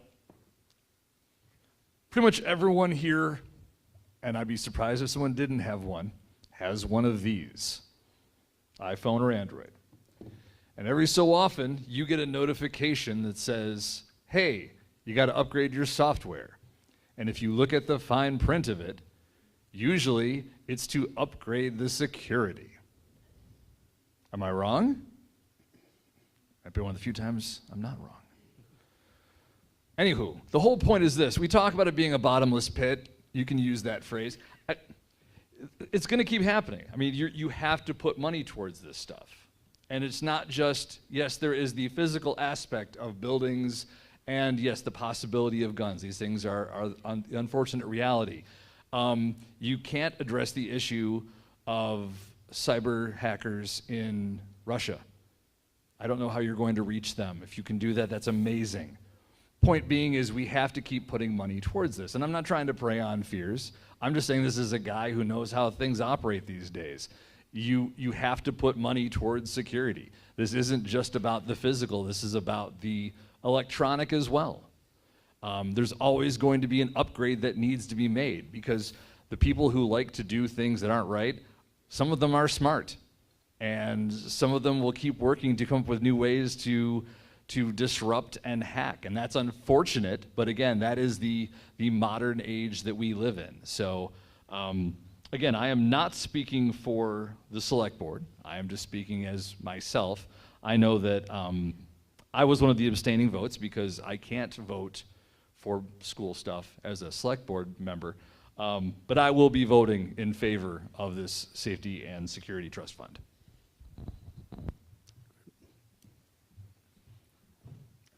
Becca from Conway. I just want to let the community be aware from an educator perspective. One thing we do in the beginning of the year, one of the first 3 days before all the students arrive, we did an ALICE training, and we've done this for a few years now, and especially with the consolidation of the schools, we're in a new building, new aware. ALICE, the acronym for ALICE, I wish I remembered, but it's about, do we have it? Exactly what she just said. Alert, lockdown, inform, counter, and evacuate. So we do this training as educators, and sorry for not remembering exactly what that stood for, but statistically, it was Chief Maddie, and he brought along somebody else and ran through all these statistics. If you look back at Sandy Hook, through all the years, and scenarios, and best way to be prepared as an educator, which is mind-blowing that here we are sitting in that situation, that's something that could be a likelihood. And the most crazy piece of that is that the last mass shooting was an hour away from us in Lewiston, Maine. So as crazy as it seems here in Conway, New Hampshire, and whatever may happen, the reality is an hour away. We were all one person away from what was going on, an hour away from where we live. So. Mr. Wallace. Ryan Wallace, Conway. Just a response to Steve's comment about Chief Maddie, waiting to hear from him. He was a former school resource officer and actually my boss, so I'm going to go out on a limb here and speak for him. I'm a school resource officer as well. I used to oversee, supervise the program, and I can tell you that every single school resource officer, independently of one another, would agree on relocating the office for security purposes and would agree that there's significant safety upgrades that need to take place in the school system. Mr. DiGregorio. Just one more quick comment so people understand just a simple scale of cameras, right? We try not to talk about what we do for security too much, but when I got on the school board, I believe there was around 40 cameras in our system. In contrast to that, for scale purposes, in contrast to that, Kingswood Regional has over 400 cameras on their campus. All right, I just wanted you to know that we had an incident not terribly long ago. It was a very innocent incident where someone came onto the property. I'm not even going to give you any details of what it was, other than to say someone came on the property carrying something that looked not innocent. Turns out it was innocent, and someone happened to pick that up on a camera, and within minutes, our police department was there. These cameras matter. The systems, the security systems matter. And all of what I just said was an innocent thing that meant nothing, but I'm just trying to illustrate to you that the different level from our system of what we're doing today to what even Kingswood Regional was doing right today. Since I got on the board, and I think Joe was probably involved in some of this, there was some grant money and some other stuff. We may be up to 60 or so cameras or so. We've got a long way to go, but I'm just telling you, they matter, and it helps keep our students safe. Thanks. Ms. Snow first.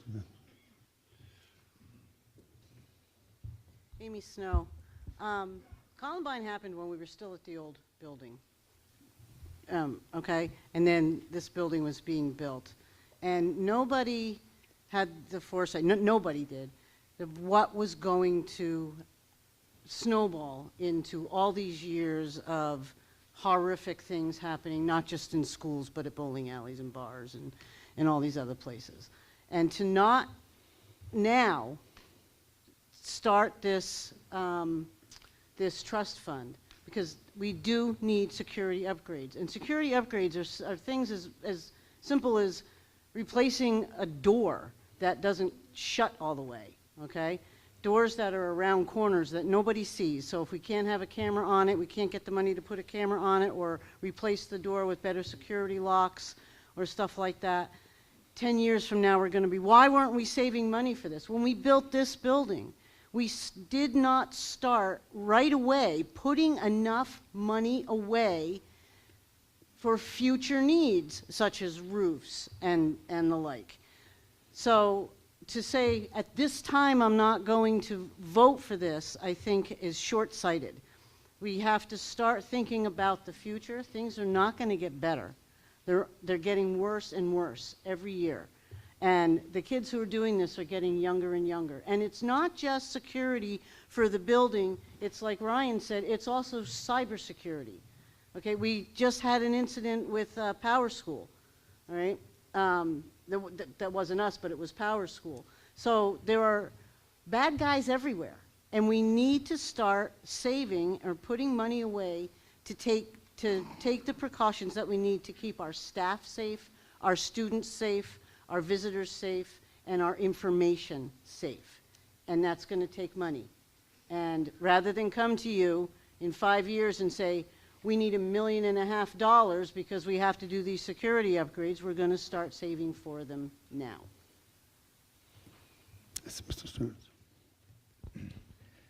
So a couple of things. I just want to build on a few of the points that folks have made. So you're absolutely all correct when we think about security. It's not just about the physical security. So much of what we have built into our security plans and apparatuses, it's in a technology landscape, and so cybersecurity is incredibly important. I love the analogy of needing to do software updates and for security purposes, because I think that brings it home. One of the biggest challenges that we face is that there's a conception that potentially cameras are really just sort of a reactive tool, and that they're something to take a look at footage kind of after the fact. But as was brought up a few moments ago, cameras do allow for some proactive response as well. And in fact, that's one of the biggest challenges that we face is we can't really get into a lot of nitty-gritty nuts and bolts of the exact details of the security upgrades that are needed, because then we're just sort of divulging way too much information to folks who could be bad actors, right?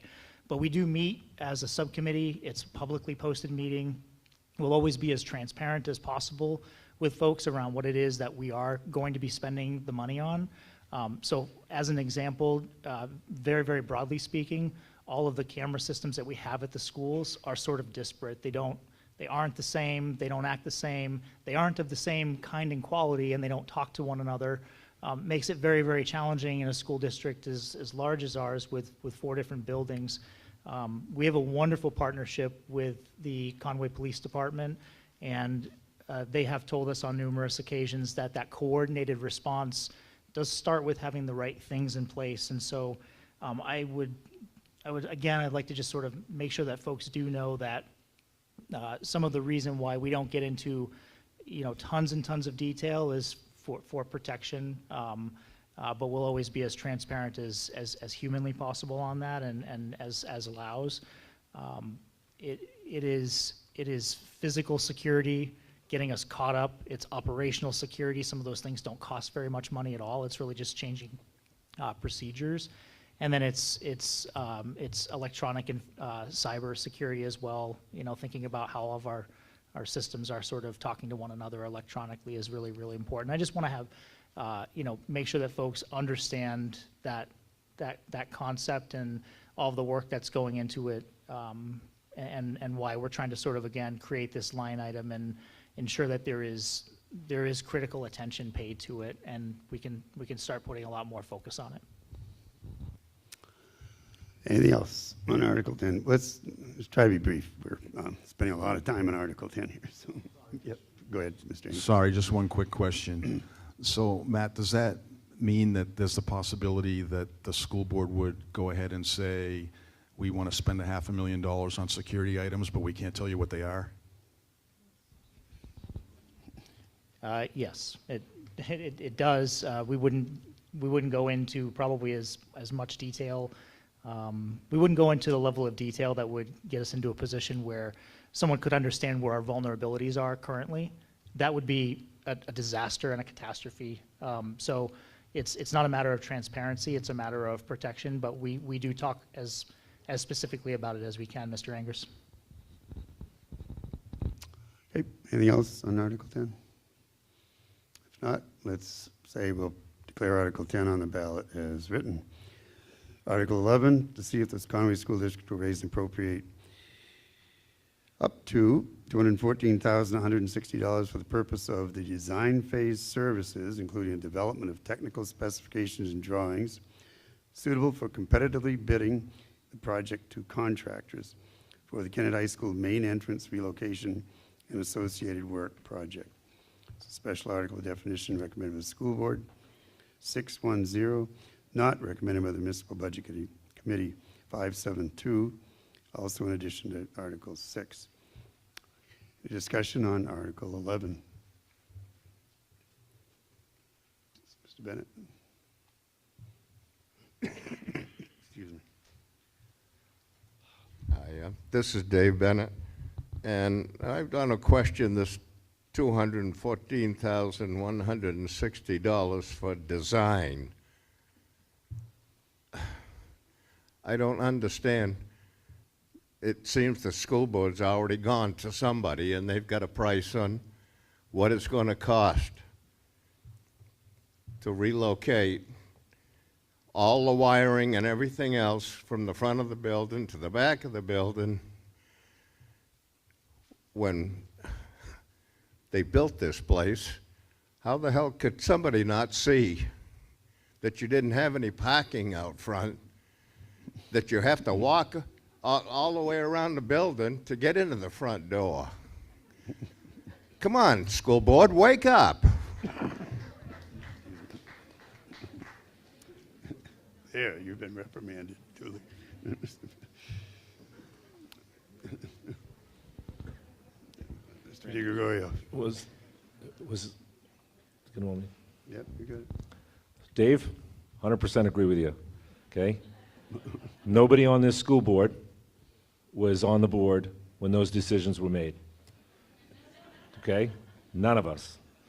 I came in when the building was being constructed, and I 100% agreed with what was going on, how the layout was. Disagreed with how it was being designed and laid out. Couldn't change it at that point because all the design and stuff had been done. But I do agree with you. So the question is really, do we just, because there was a mistake made 20-something years ago, do we stick with it forever? That's the bigger question. Or do we start working and fixing it now? The bonds are over. So the thought process is, let's start making this building the way it should be, in a safe and intelligent manner, the way that it should have been 20 years ago. And the money that's being set aside for this is for all the design, all the behind-the-scenes work, all the documents to be able to go out to bid for a contractor or somebody to say, you know, this is what it's going to cost. And that money you'll see next year for the actual work itself. So again, none of us, you can't blame anybody here, including me, even though I was on the board 20 years ago, but again, that was decided before I got on the board. Mr. Davison.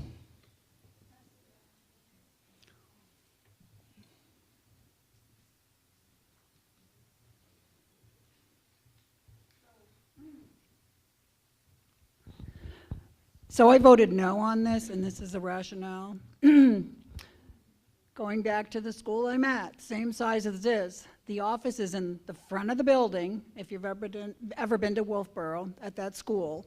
And the purpose is so that you're not going to have a horde of people going through the front door. All of these students, almost like this building, they use the accesses of the sides where the students come in, much like here. I was on the board, I wasn't on that committee to go in the front, but I'm thinking that's the rationale. You don't have a gazillion parents coming in all at once. All of the faculty enter the side doors, I'm sure, just as like in most buildings such as that. You're not going to be finding the community such as Kingswood going to be redoing the whole front office to move it to the side of the building or another space. So I voted no on this because I think there's going to be a huge sticker price on this. That was one of my issues. I think where it's, where it is right now, I do agree that the parking can be a little, as a concern, but there's visitor parking. If you go to many high schools, that's how they're organized. They don't have student parking in the front of a building, much like the one I'm at. It's quite a ways away. The buses make their routes, they go in, students exit doors. That's kind of like what it is. I guess I voted no because I really was concerned about the sticker shock to move the whole front of the building, where it is now, to the back. I was on the board where I thank God that the citizens, the community were smart enough not to redo the whole superintendent's building at the cost of $750,000, where we have so much space here. And some of you probably in town remember that, where the superintendent's office used to be in front of John Fuller. That was excessive. I think without seeing the price tag on this, I think I had a real concern with it, much like I've heard from a lot of citizens thinking that this is going to be quite a significant number to do that. Anything Make a else, motion. Mr. Mosca? Hello? I'd like to make a motion. I just recognize Mr. Mosca. I'll get you in a second. Sorry, Steve. Joe Mosca.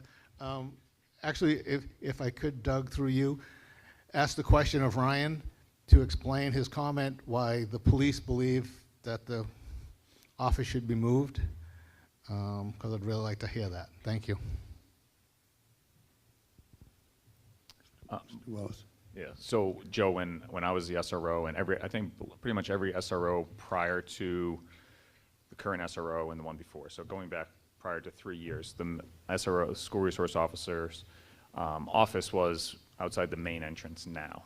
And it had to be moved due to some security issues with the technology and where we need to be with surveillance cameras. But we always felt that the heartbeat of the school was outside of the gymnasium, and all the action, everything happens there.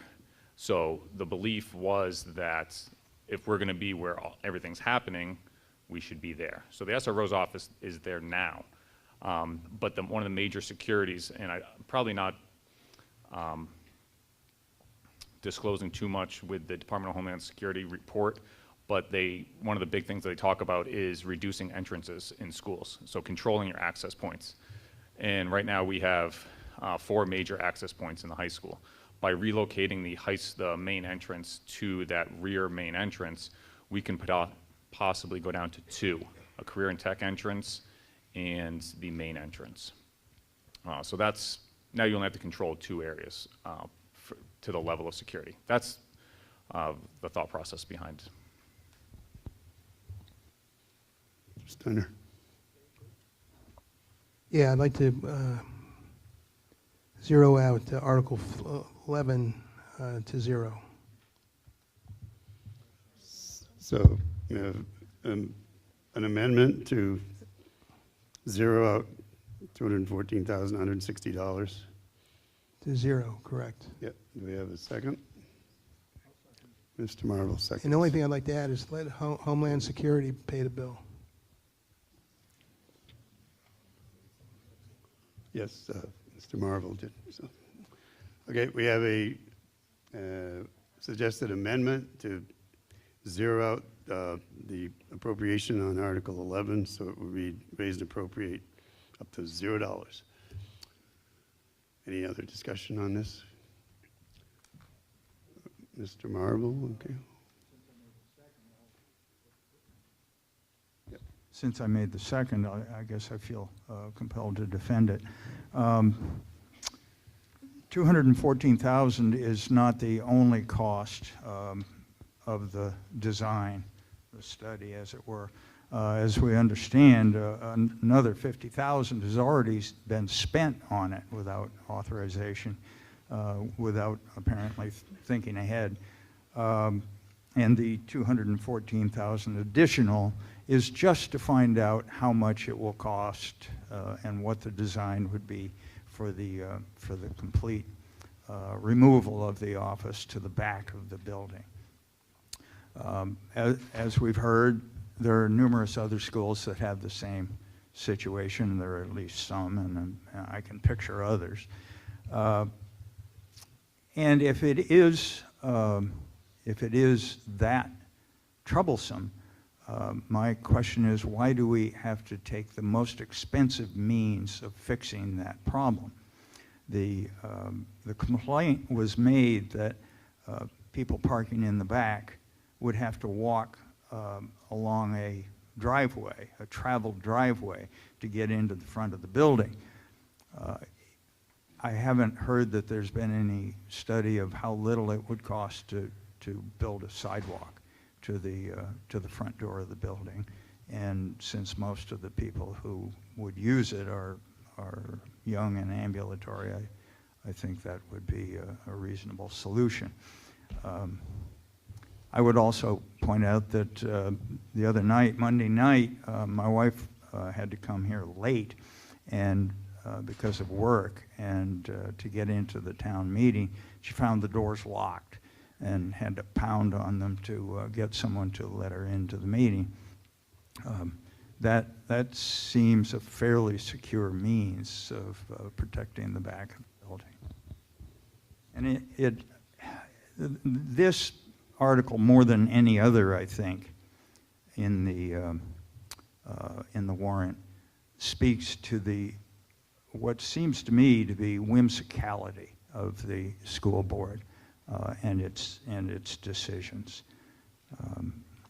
This just doesn't seem to be that important, and wasn't that important to the school board before. They, as I understand, discussed it and thought it wasn't worth doing unless you can tie it into the security issue, and then it becomes worth doing. I think, again, there are other solutions much cheaper, and that this is far too expensive and perhaps close to unnecessary. Is there on, again, Mr. Steiner's amendment to zero out Article 11? Any other discussion? Not, we'll take a vote. All those in favor of the amendment, please raise your cards. Thank you. All those opposed, please raise your cards. The nays appear to have it. Nays have it. I declare the amendment defeated. We are now back to Article 11 as written. Any other discussion? Any other amendments? Mr. Garang.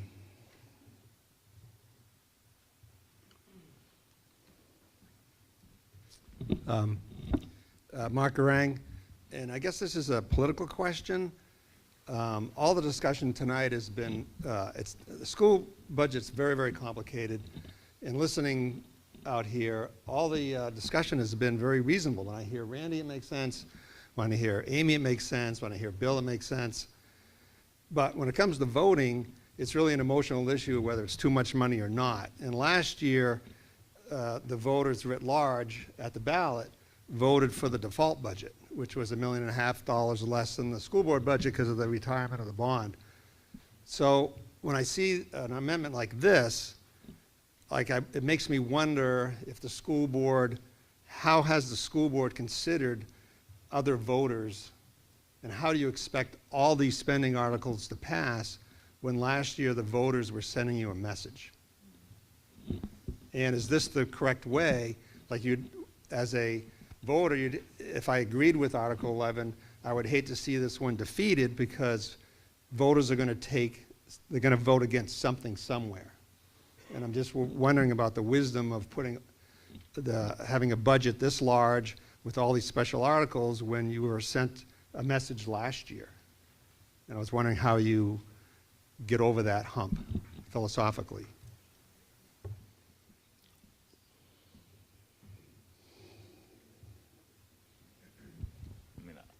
I guess I can try and answer probably just for myself. I think some of these issues, we have so many issues to address with our buildings, not just safety, but maintenance-wise. I think we all had the sticker shock with the roof issues and realizing how many issues we have. And we have to start tackling these issues. And certainly we can go out for a crazy bond and we would just be back in the same cycle we were when this last bond was retired. So we have to start tackling these issues one by one. This building is now 18 years old. The HVAC system is going to start to go. I said the roofs. We have to repave this road. Luckily, the Continuum is going to be picking up a lot of that expense, but the parking lot is going to be in the near future. And the middle school is not in great shape as well, with outdated systems as well. So it's, if we just keep kicking the can down the road, what's the end result? Anything else? If not, I'll declare Article 11 to be placed on the warrant, on the ballot as written. Article 12, to see if the Conway School District will raise and appropriate up to $500,000 to be placed in the expendable trust fund for school buildings maintenance, established for that purpose in 1995, to come from June 30th, 2025 fund balance available for transfer on July 1st, 2025. No amount be raised from new taxation. Recommended by the school board 7-0-0 and by the municipal budget committee 7-6-1. Any discussion on Article 12? Mr. Davis.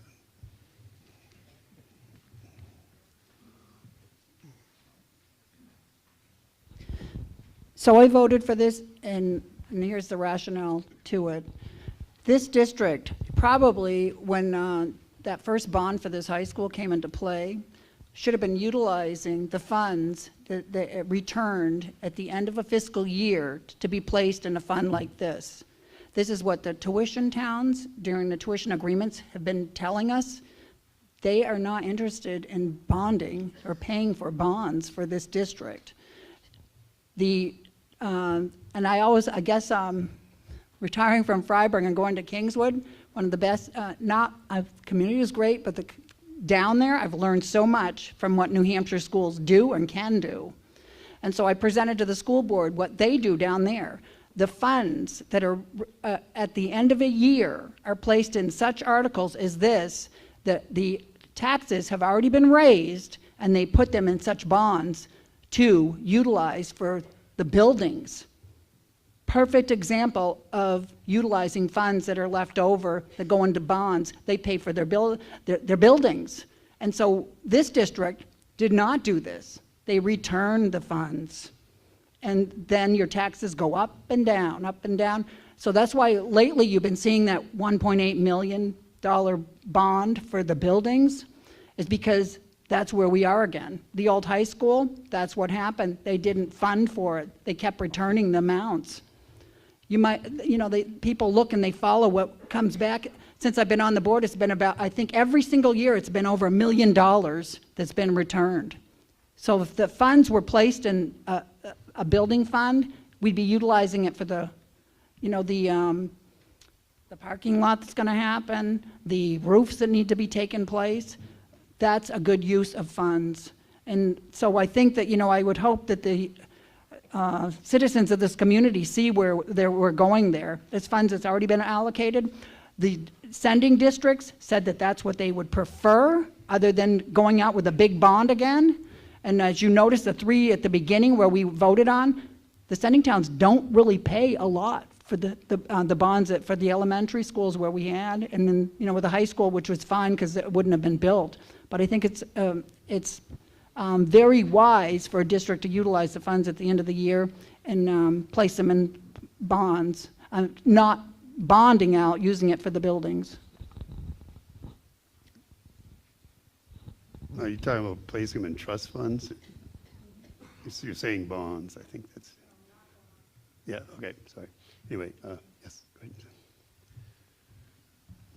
So I know there's a lot of complication going on with all this, but when we're looking for a roof for Pine Tree or a furnace for Pine Tree, and we've got those problems, and we've got John Fuller sitting there for 3 years that's doing nothing for us, I got to think that maybe the decision to go to Pine Tree was maybe something nobody thought through. And if it was their own home they were trying to live in, they would have realized which one had a future. Thank you. Okay. Yes, Mr. Stearns. Just real quick, so Mr. Davison and I agree sometimes on some things, and we agree on this. I think just part of what you're seeing tonight with everything that we've talked about, or lots of things that we've talked about, is that you're looking at a board that's getting really serious about maintaining its assets and planning for the future. And it's something that, you know, perhaps there's just been different approaches taken in the past. Right now, we're looking at really making sure that we can do what I would just call asset management, and really, again, getting ahead of how we're going to pay for things, planning proactively, and helping you all to avoid the kind of yo-yo effect of taxes going up and down as you know, these big needs come. So I agree with what Mr. Davison is saying, and you know, could have been a good plan all along, and we're hoping to get really serious about how we plan in the future. Mr. Wallace? I'm just going to kind of go down the same path. During our tuition negotiations, the other sending towns were very adamant that they have no interest in paying for our buildings. And when we talked about building improvements needed, they said all of them continuously said, use the extra money that you have at the end of the year. We pay you for it. If you have extra money, we pay you for a service. If there's money left over, use it to improve the buildings. So our hope is that we get support for Article 12 and 13 from the voters, and going forward, we might not need articles like Article 9, because we will continue to build up those funds and use those funds from the fund balance left over by the sending towns.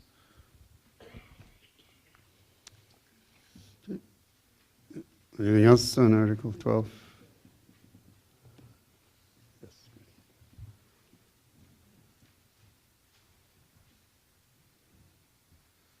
Joe Mosca, my question is, are we looking at putting $1 million every year? So $1 million this year, we'll have $2 million next year, $3 million. So as things come up that we need to do, the money's going to be there. Because if you're going to do that, then you have to look at the present value of money versus the future value of money. And is it better to bond because we're not doing something for 5 years than taking the money today? Because what's worth $1 million today is not going to be worth $1 million in 5 years from now. So I understand. I know the town does it on a lot of things, and I'm not always in agreement. But we have to look at everything. I mean, I get and I applaud you for what you're doing, but we also have to look at the cost of funds, and what a dollar is today isn't going to be a dollar 5 years from now. So just be careful of that. That's all. Mr. Andrews? So I just want to make sure I got this right. We're letting other towns tell the Conway taxpayers how they need to spend their tax money.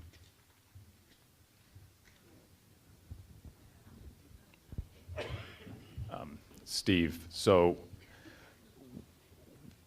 we need those sending towns just as much as they need us. Right now at the high school, we have 50% of the students, but we pay 43% of the cost.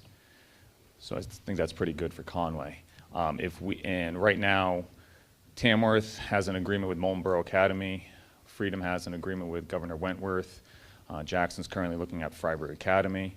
If all of a sudden all of these sending towns increase their tuition with other sending towns, we're going to be left holding the bag at the end.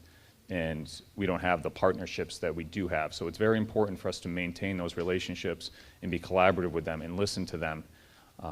And I think that it's actually a smart way, and I think that you actually said at one point, why aren't we using the money at the fund balance at the end of the year to fund these projects?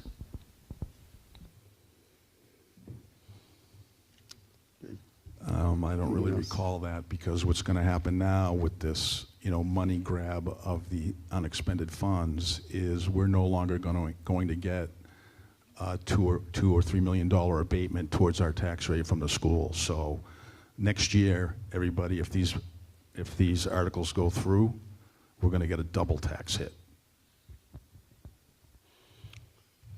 Okay, are we done, Ms. McMillan? Okay, do we need to, or are we done discussing this? Okay, I'm going to declare Article 12 to be placed on the warrant as written. Okay, Article 13, see if the Conway School District will raise and appropriate up to $500,000 to be placed in the expendable trust fund for safety and security. The sum is to come from the June 30th, 2025 fund balance available for transfer on July 1st, 2025. No amount to be raised for new taxation, contingent on passage of warrant Article 10. In the event of non-passage of 10, this article will be considered null and void. Recommended by the school board 700, not recommended by the municipal budget committee 6-7 to 1. Discussion on Article 13.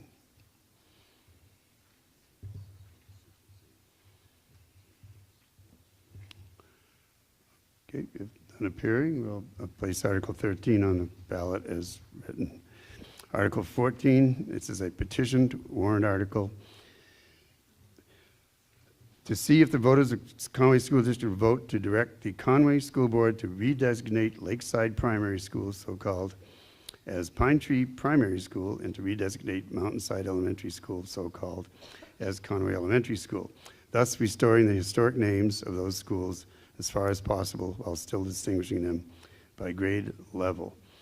Not recommended by the Municipal Budget Committee 6-0 to 8. Any discussion on Article 14?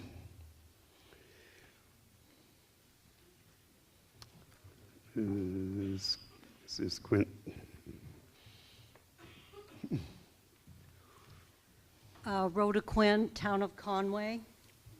Mr. Moderator, I would like to make a motion to amend Article 14 to remove the word elementary and insert the word intermediate in the two instances where elementary occurs.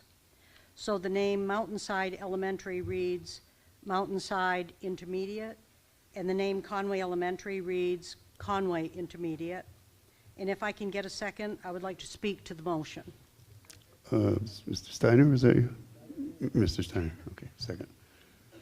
Okay, back to you, Rhoda. So, as you can see, I'm not asking for any money, but I am asking for consideration. The town has been very divided on this issue. It is an issue that the school board took a very hard line on and has disregarded the will of the community. People who have lived here, born, raised, and those that have moved here, I doubt anyone moved here and thought, boy, Pine Tree is a lousy name. Conway L is a lousy name. These are good names. They are historic names. And because this will be on the warrant and the community will be able to vote on them, I hope you will take into consideration once again, if the community so dictates, to change your mind and go back to what the community can be united around. Thank you. Okay, again, speaking to this amendment, not the article in general, but let's maybe just get the amendment out of the way. Sounds like a correction here. So, so if you're in favor of Ms. Quint's amendment, we'll be able to discuss the thing as amended, but it's correcting this, the nomenclature as I see it. As long as you understand that, that's all I was Yeah. going to speak to. the obviousness of a mistake. Yes, yeah. I think that, again, this was discovered as a mistake, so. So again, all those in favor of the amendment, please raise your cards. Thank you. All those opposed? The ayes appear to have it. It's so close to unanimous. Okay. Okay, we're now back to Article 14 as amended. Now we can discuss. Mr. Wiggin? Oh, sorry. I forgot. We got one ahead of you. Go ahead. Come on down anyway, Brian, if you don't mind. I think this is still on. Murray, Platt, Conway. I think we should leave the names as is, as Lakeside and Mountainside. The town has done enough discussing about changing names back and forth, historic or not. We're playing games with kids at this point. This year they went to Lakeside and Mountainside. Next year they go back to Pine Tree and Conway L. The names should have been done to begin with. Whether you liked the name change or you didn't like the name change, it should not matter. You are not going to the school. Our students are going to the school. Our kids now go to their schools. They're Lakeside students. They're Mountainside students. Please stop trying to flip-flop them and cause them to be confused at what school they go to. Because it was bad enough that students started the years this year thinking, hey, I'm at Pine Tree. Wait, no, it's Lakeside. I used to be a John Fuller kid. Now I'm a Lakeside kid. I don't know what that means, but now they all know what that means. They're all together. So just shifting the names is just going to cause the kids confusion. But it'll make whatever adults have clung to those historic names at this point feel better about themselves, and that's cool. But that doesn't matter when it comes to our kids. So I think this topic needs to just be dropped, and the names need to stay put. Mr. Wiggin. I am Brian Wiggin. I was a teacher in the 2 SAUs or substitute for 41 years. I taught history. And I've written many articles, as many of you know, on local history, trying to preserve it, written books with the Conway Historical Society. And last year, I started a petition with many of you, including many of you who have moved here who do like our local history, and we gathered over 650 signatures of people who wanted to maintain the names of the schools. Wrote a quint this year for the Warren article. Those 650, incidentally, were a lot of former students and former teachers here, so many of them were not Conway residents. But wrote a quint, coordinated with several Pine Tree former teachers, and we gathered 277 names, all verified, for this article. And as a historian, I think it is important that we preserve our history. Carroll County has the fewest natives of any county in New Hampshire.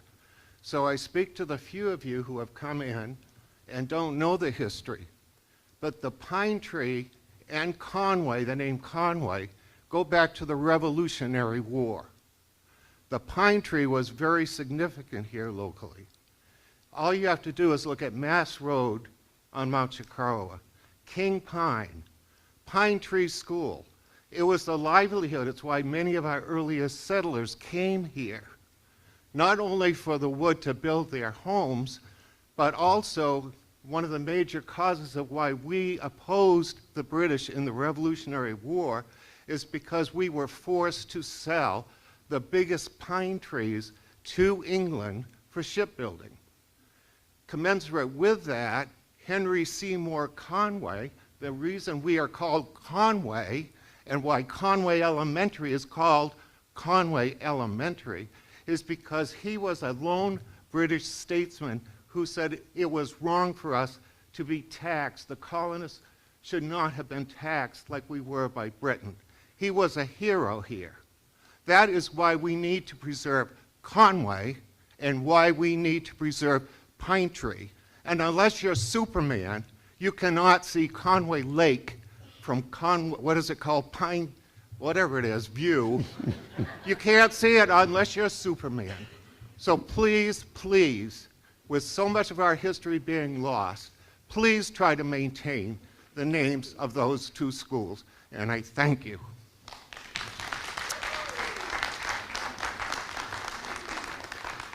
Do we have any other discussion on Article 14? Mr. Mosca.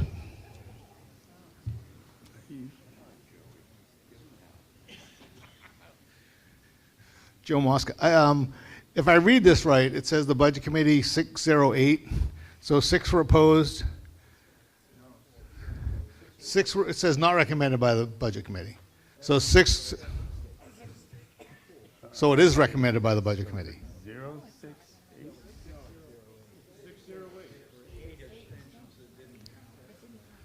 So it was 6 people voted, because it says not recommended by the Municipal Budget Committee, 608. So I guess my question is, I would put that 068 myself. No. That's what I would say. If it's been, To me, that's confusing. if it's been not recommended, it should be 068. 608 looks like it has been recommended, but that's semantics, as I was told on Monday night. But 8 people chose to abstain. If you're elected, you should vote unless you have a conflict. So I'd like to know why some of the people didn't vote. Thank you. First, Mr. Donahoe. Doug. Mr. Donahoe first. Joe, I Excuse just me. want to address the procedural piece of this.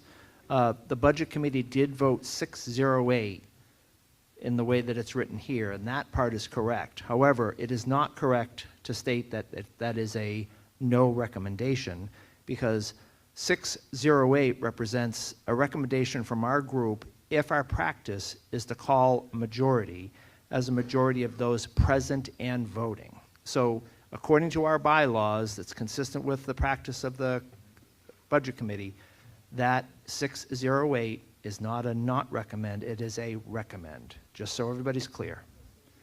Thank you.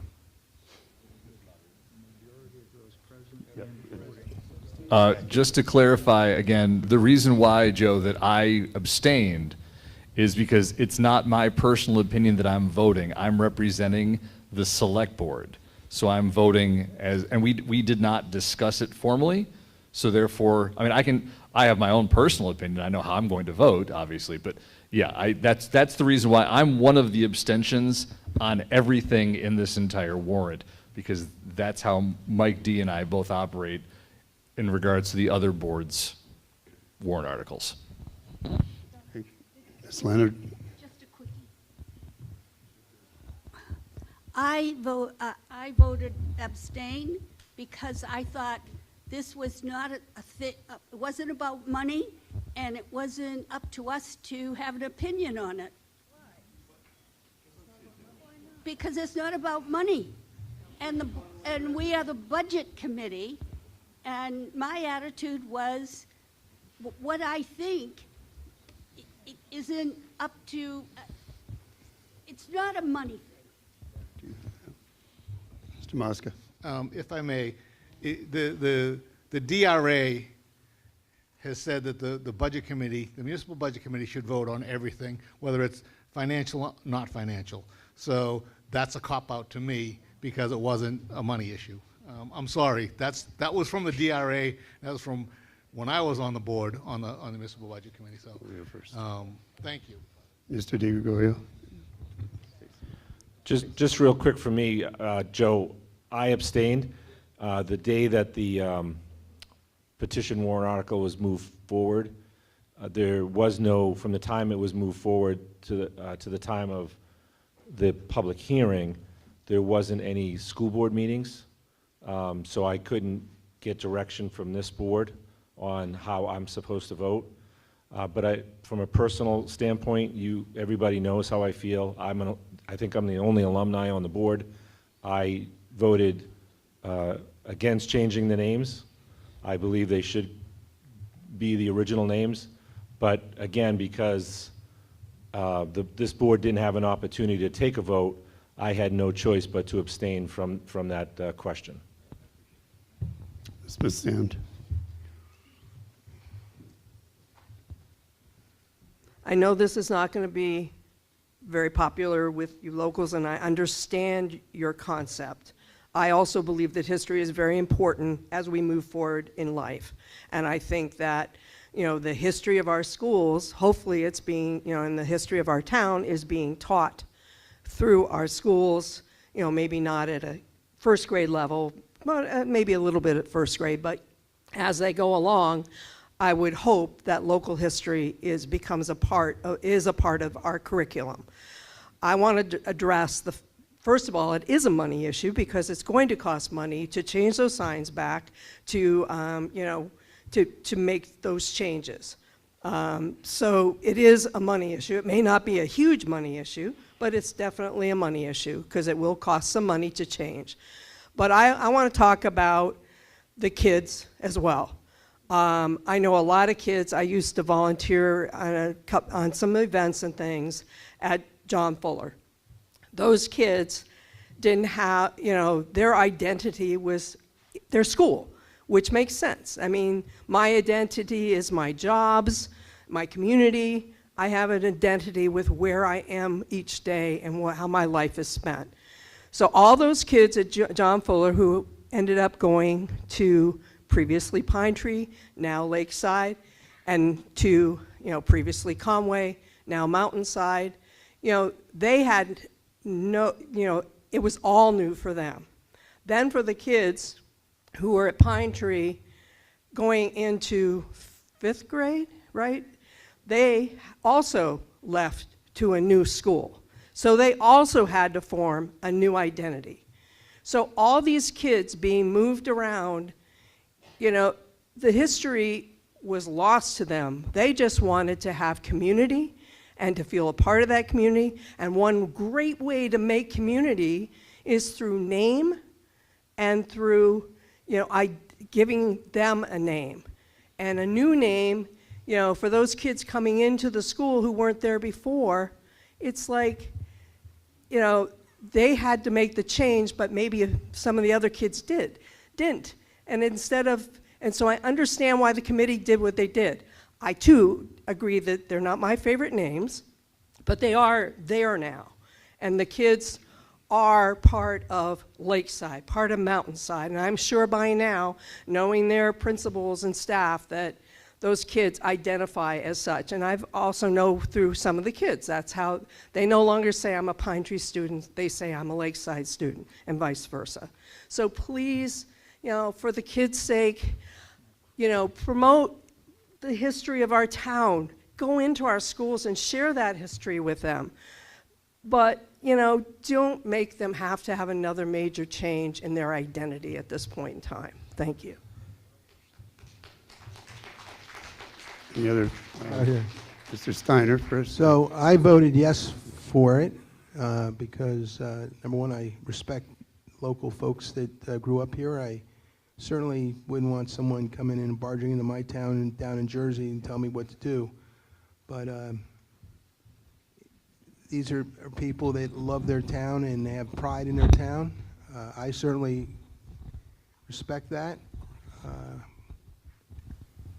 I think that you know, you come from Massachusetts or, you know, down that way, you have different ideas, and I can just tell you that Rhoda and Mary and I don't know all the others there, but I tell you, all you had to do is go to them and ask them if you think it was a good idea changing the schools. By the way, I think we're changing the name of the airport, which will come out in the near future. Thank you. Ms. Seavey. Hi, my name is Maureen Seavey. I also went from elementary school all the way through high school over 60 years ago. I was one of the ones that came in front of these, and these people named them, not the people of the town. My whole idea of it is not up to them to name it. They should go to the people, the voters, to make the choice, and not them. Mr. Marlowe.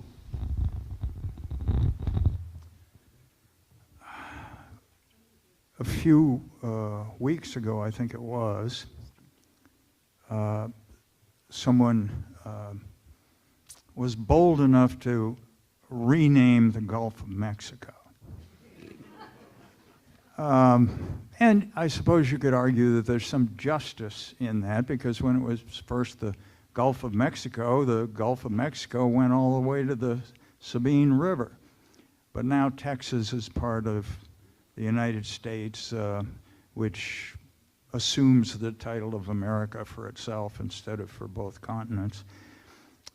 So you could say, well, that's a good thing. It's ours. We should do it. We should.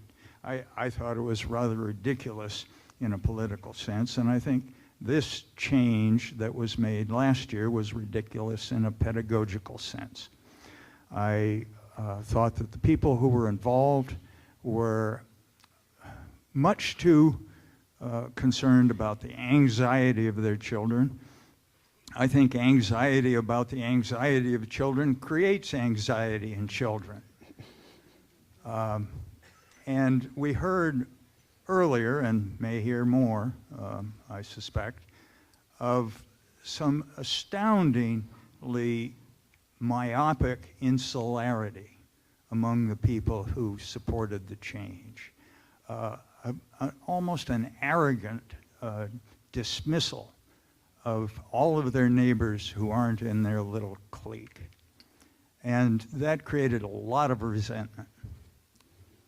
And I think will probably create a lot of negative votes when it comes to deciding the budget in April. I hope so, because this group has very often done little to hold the school board accountable, and because of that, the school board has done just about what it wanted. So before I get too far off track, I'll hand this in.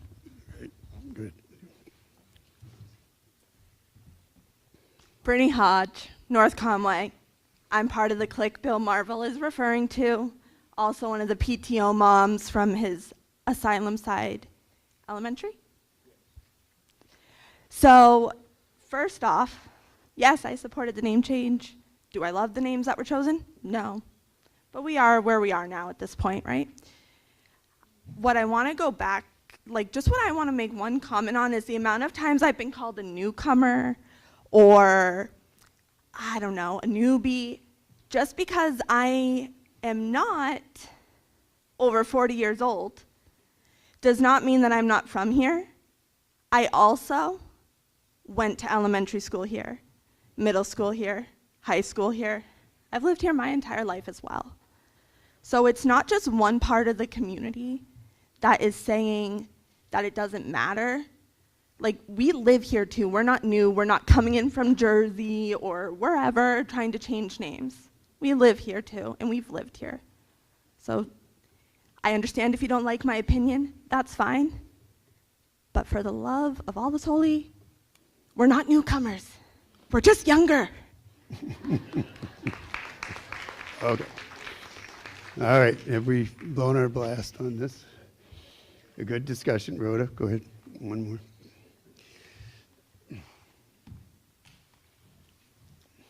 Two quick points. I hear from a lot of people that are in support of the new names, and most of them say we don't really like them. And when you juxtapose that against those of us who loved the names, it seems kind of funny. The other issue I would like to address is what Stacy Sand brought up about this is a money issue. So we requested the amount of money it has cost to change over the school names because it is a prudent question. The response that we were given at Randy's request, this is from Superintendent Amy Frechette. At Randy's request, I sought information on the money spent on renaming the schools. As I said Monday night, the manpower hours would have needed to be spent regardless. Therefore, that expense has not been quantified, as it has nothing to do with the names themselves. The expense was the signage only. Total cost of the two signs was $3,595. PTO donated $2,000 total for the two signs, so $1,595 was taken from activity funds, not out of the operating budget. Should the decision be made to go back to the original names, which I strongly oppose, the manpower hours associated with that would be significant. I'm not really sure why it would be for this change, but wasn't for the last. Involve multiple staff, building and district level would be very costly and would take away from their regular responsibilities. So if anyone would like to address that, Ms. Fischette would like to, yes. Thank you. So when we consolidated a school in Conway, you're obligated to certain timelines for notification to the state of different grade level configurations or different names. Regardless of the decision to change the names at the time of consolidation or leave them as they were, we still needed to follow the process required by the State Department because we were changing the grade level configurations of the two remaining buildings. Therefore, it was a requirement that we did all of that because of consolidation. To go back and follow that same process again, simply to change the names back, will be the same amount of time that was spent doing it originally, which we had to do because we were consolidating schools, to just change the name. So it is not a requirement now that we spend taxpayer dollars for staff to reassign the 1,500 students one by one to new school codes, to new student IDs. It's comprehensive. It's grant reporting, multiple state reports. It's a significant amount of time. So to say that it's not a money issue is not entirely accurate. It is a manpower hour issue, and should the taxpayers decide that that's where you want the money to go, then that certainly is within your right. However, it is a money issue because it's not a requirement right now that we do that over again. Ms. Seavey first. Carrie second. Mary Carey Seavey. First of all, I'm a selectman for the town also. And I just want to address Ellen's. We had this issue with the selectmen about the nonprofits and all that, because there was no really, and some of the ones that were no money involved with it, coming before the coming before the budget committee, and we were told that absolutely the budget committee is to vote on those. So if you didn't vote, maybe it's out of not knowing it, but I hope from now on, when something comes up like this, we don't have no votes, we have votes that voice your opinion.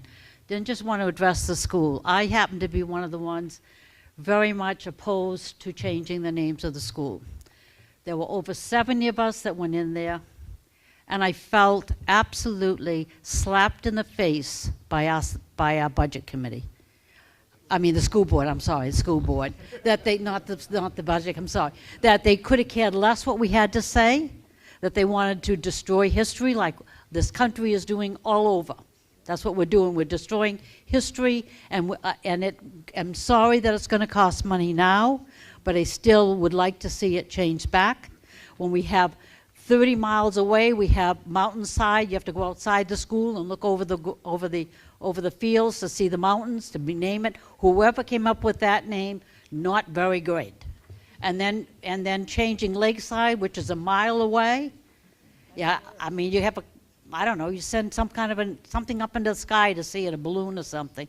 It's just the names. I think I'm so opposed to the names. So opposed to the name. I'm also, because I had the privilege with 9 other brothers and sisters to go through this system here. And I do not want to see our history lost. And I'm hoping that we can look at, and the vote goes that we can't do it. It has to be at the discretion of the school committee to do it. But hopefully that we will look at it seriously and take into effect that let history go away. And have some respect for, I respect the younger ones here, absolutely, that have gone through the school. but also all of us that came before you, and you could have cared less. You could have cared less what we said. Your minds were made up, and it was like a wasted evening to have gone in to speak with any of you. Thank you. Good. Good. So you're trying to speak? Over there first. I saw over here first, sorry. Oh, okay. It's nothing. Danielle Nutting, Conway, and I'm speaking just as a citizen, not as principal currently, because I haven't surveyed my staff or students, so I wouldn't be responsible in speaking for them this evening. I could be considered a transplant because I've only lived here since I was 7 years old. I'm over 40, Brittany, so I don't know where that puts me in the grand scheme. We'll talk about it later. I won't say how much over 40, but you can look at the Conway Daily Sun. I think it's in there somewhere. But, you know, I just want to say that we value history, those of us that were in support of this. I am proud to be a John Fuller graduate, a Kennett Junior Senior High School graduate, and we did change history when those of us voted in April and chose not to vote for the school budget. That changed history, whether or not we like it or not. That was done. So we now have to move forward. Part of that is we do teach New Hampshire history and local history, mostly in 4th grade, but throughout K through 12 experience. And I just want to say that we are valuing that. Sarah Lynn Smith has the alumni room. She has made separate sections for Pine Tree, Conway L, John Fuller, and the old Kennett High School. That room is beautiful. And in that experience of kind of transitioning from one school to another, we found out about North Conway Elementary, which existed until 1957 when John Fuller opened. That wasn't changing history, that was just a shift in our community. We are at another shift. Please don't do this to our students and our staff. We have already gone through enough. If it had stayed the same, that would have been fine. But we have now been in these buildings for 9 months or 7 months, however many months. But we've been in there. We are what we are, whether we like the names or not.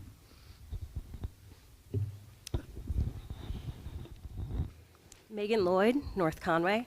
I am, in fact, very much a newbie. I just moved here a couple years ago, so I am on the PTO. I am not from here like Brittany is, but I can tell you that I have seen these two principals over here this year really pull together some communities that everybody should be proud of. I only had my kids in John Fuller for 1 year. It's really nice to see the staff, the principals really doing the best that they can to build these new senses of community. And I remember at one of the school board meetings last year, Principal Nutting specifically coming up and saying how necessary it was with closing a building to create these new communities by changing the names of the schools, which is why we are here. I do have a question for you. I apologize, I don't know everybody still, but whoever took the signatures for the 650 signatures on the petition, I just ask, how many of those are directly tied to the schools now?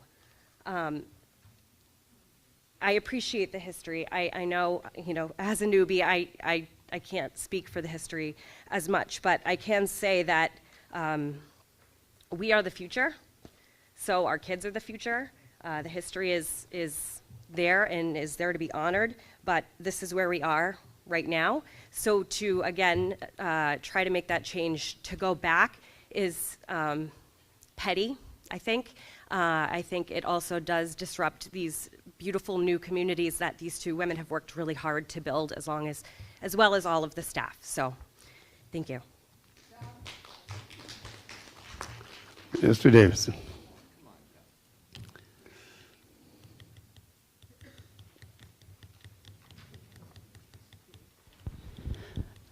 So being on the board, probably the longest here, and the members, the night that vote was taken, a long night. Probably Mike DeGorgero asked me, you know, some of the best and worst decisions that you make as a board member.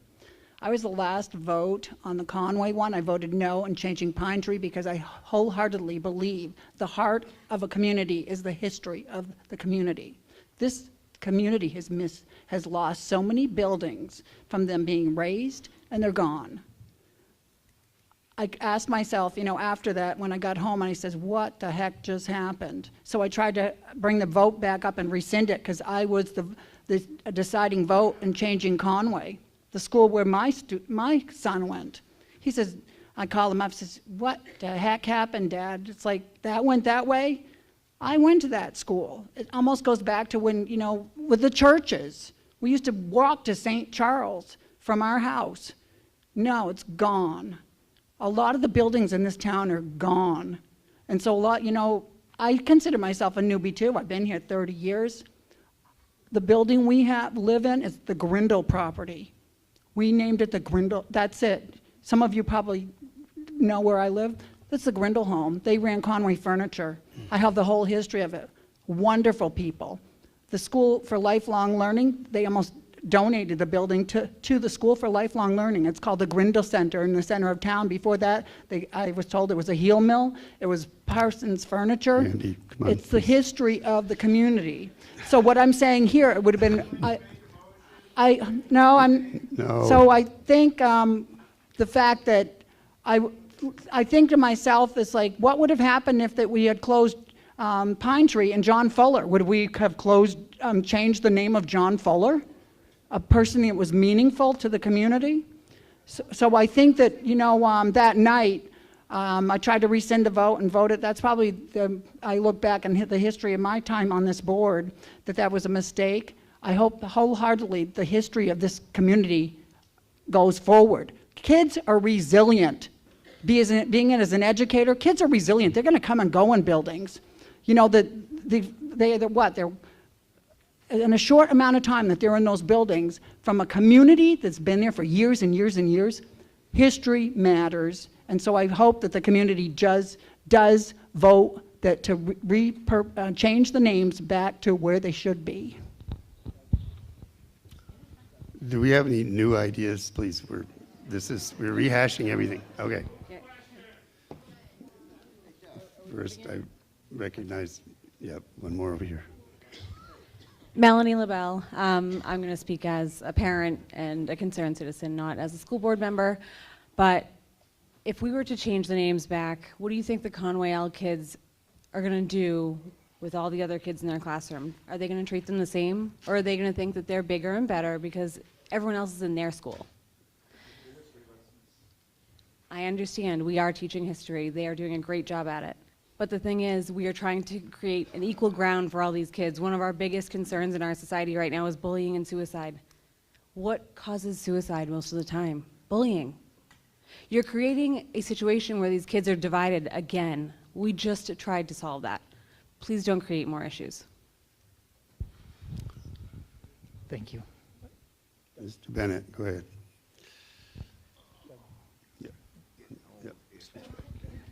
Hi, Dave Bennett.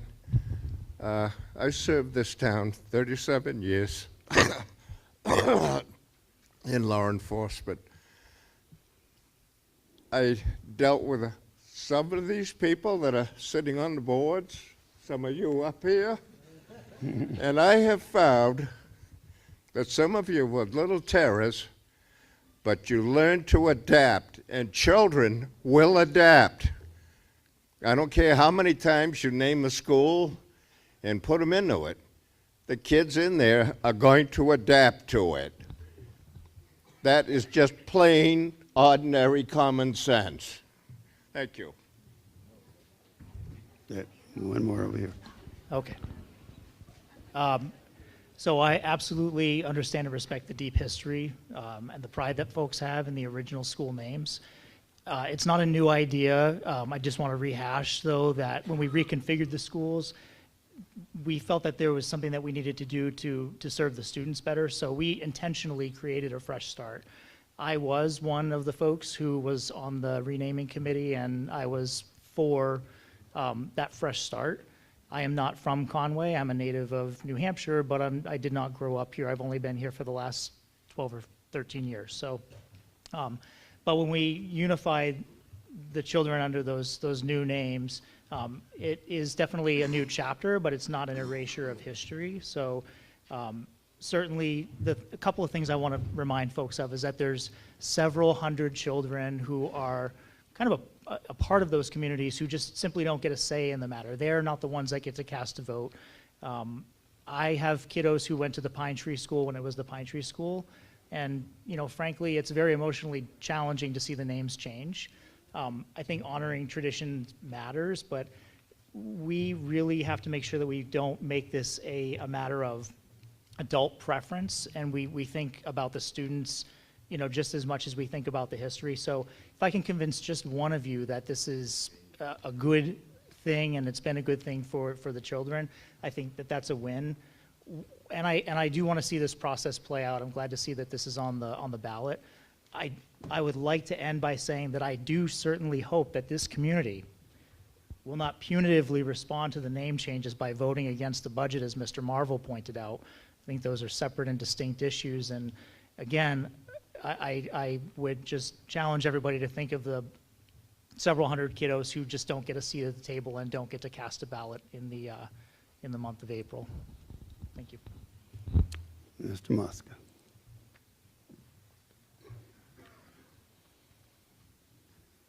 Joe Mosca, I have a question on the financing of the changing of the names, because from what Rhoda read, there was no labor cost. But if we didn't change the name to begin with, there'd definitely be no labor. So the fact that we changed the names, there had to be labor to go with it. So I don't understand how you can say there's no labor cost to do the work. It doesn't matter whether or not we change the names. We closed one school and changed the grade level configurations. That requires every student to be reassigned to a new school code, regardless of whether or not the names stayed the same or were changed. So as a result of the decision to close a school, that had to happen no matter what. Now we are here in the configurations with the names that were agreed upon. To go back to change the names, we have to do that process all over again, which we don't have to do right now. Right, but my question is, even if you closed the school, if you did not change the names of the other two schools, you wouldn't have had to put new signs up, you wouldn't have had to expend any labor. Only the signs. Right, but you had to expend labor to do that. No, that's not the labor I'm referring to. Okay. I'm talking about all of the state reporting that goes along with the name change and the configurations. You have to take every student out of our student information system, reassign them. It's a manual, clerical task that takes weeks. I don't know why anybody's laughing, because I'm knowledgeable about this, so I take offense to that. I don't understand how there's no labor. If the names weren't changed. The names were changed. The names were changed. Right, but if they intermediate and weren't primary. changed, you still have to do, but not as much. No, that's not accurate. I'm telling you that's not accurate. Okay, this is on the ballot, so you'll get your chance. So, yeah, Mr. Marvel, go ahead. I do understand what Amy's trying to say. However, if they had not changed the principal portion of the name, this would not be a question tonight. It would, if you had left it as Pine Tree Primary and Conway, well, then I don't understand. But I will continue, though, on a similar vein. One of the principals who spoke tonight said at the meeting where they changed the name, basically she didn't, I don't know if she said she didn't care, but I'll use that term, she didn't care whether they changed it or not, but she wanted a decision. Well, the people who wanted the new names would not give it up. And that issue, it's not really the history that is at issue here. It's the respect for those outside of the immediate school community, which seems so absent. And if it does cost more to costs something to put new signs up with new names. It will not be the first time that we have had to pay money through the nearsightedness and stubbornness of our school board. And that's the connection between this issue and the rest of the budget. I just want to point something Please out state that I your think name, is, please. my name is Nate Hill. I'm from Center Conway. I have kids in school. Just want to point something out that I think is blatantly obvious to most people here. You guys are, I've heard multiple people talk about how kids are resilient. They can just adapt. How come you guys can't adapt? Like, you're sitting here talking over a petty name change that happened 6 months ago. Can we vote to strike this article, yes or no, and then just call it a night? Thank you.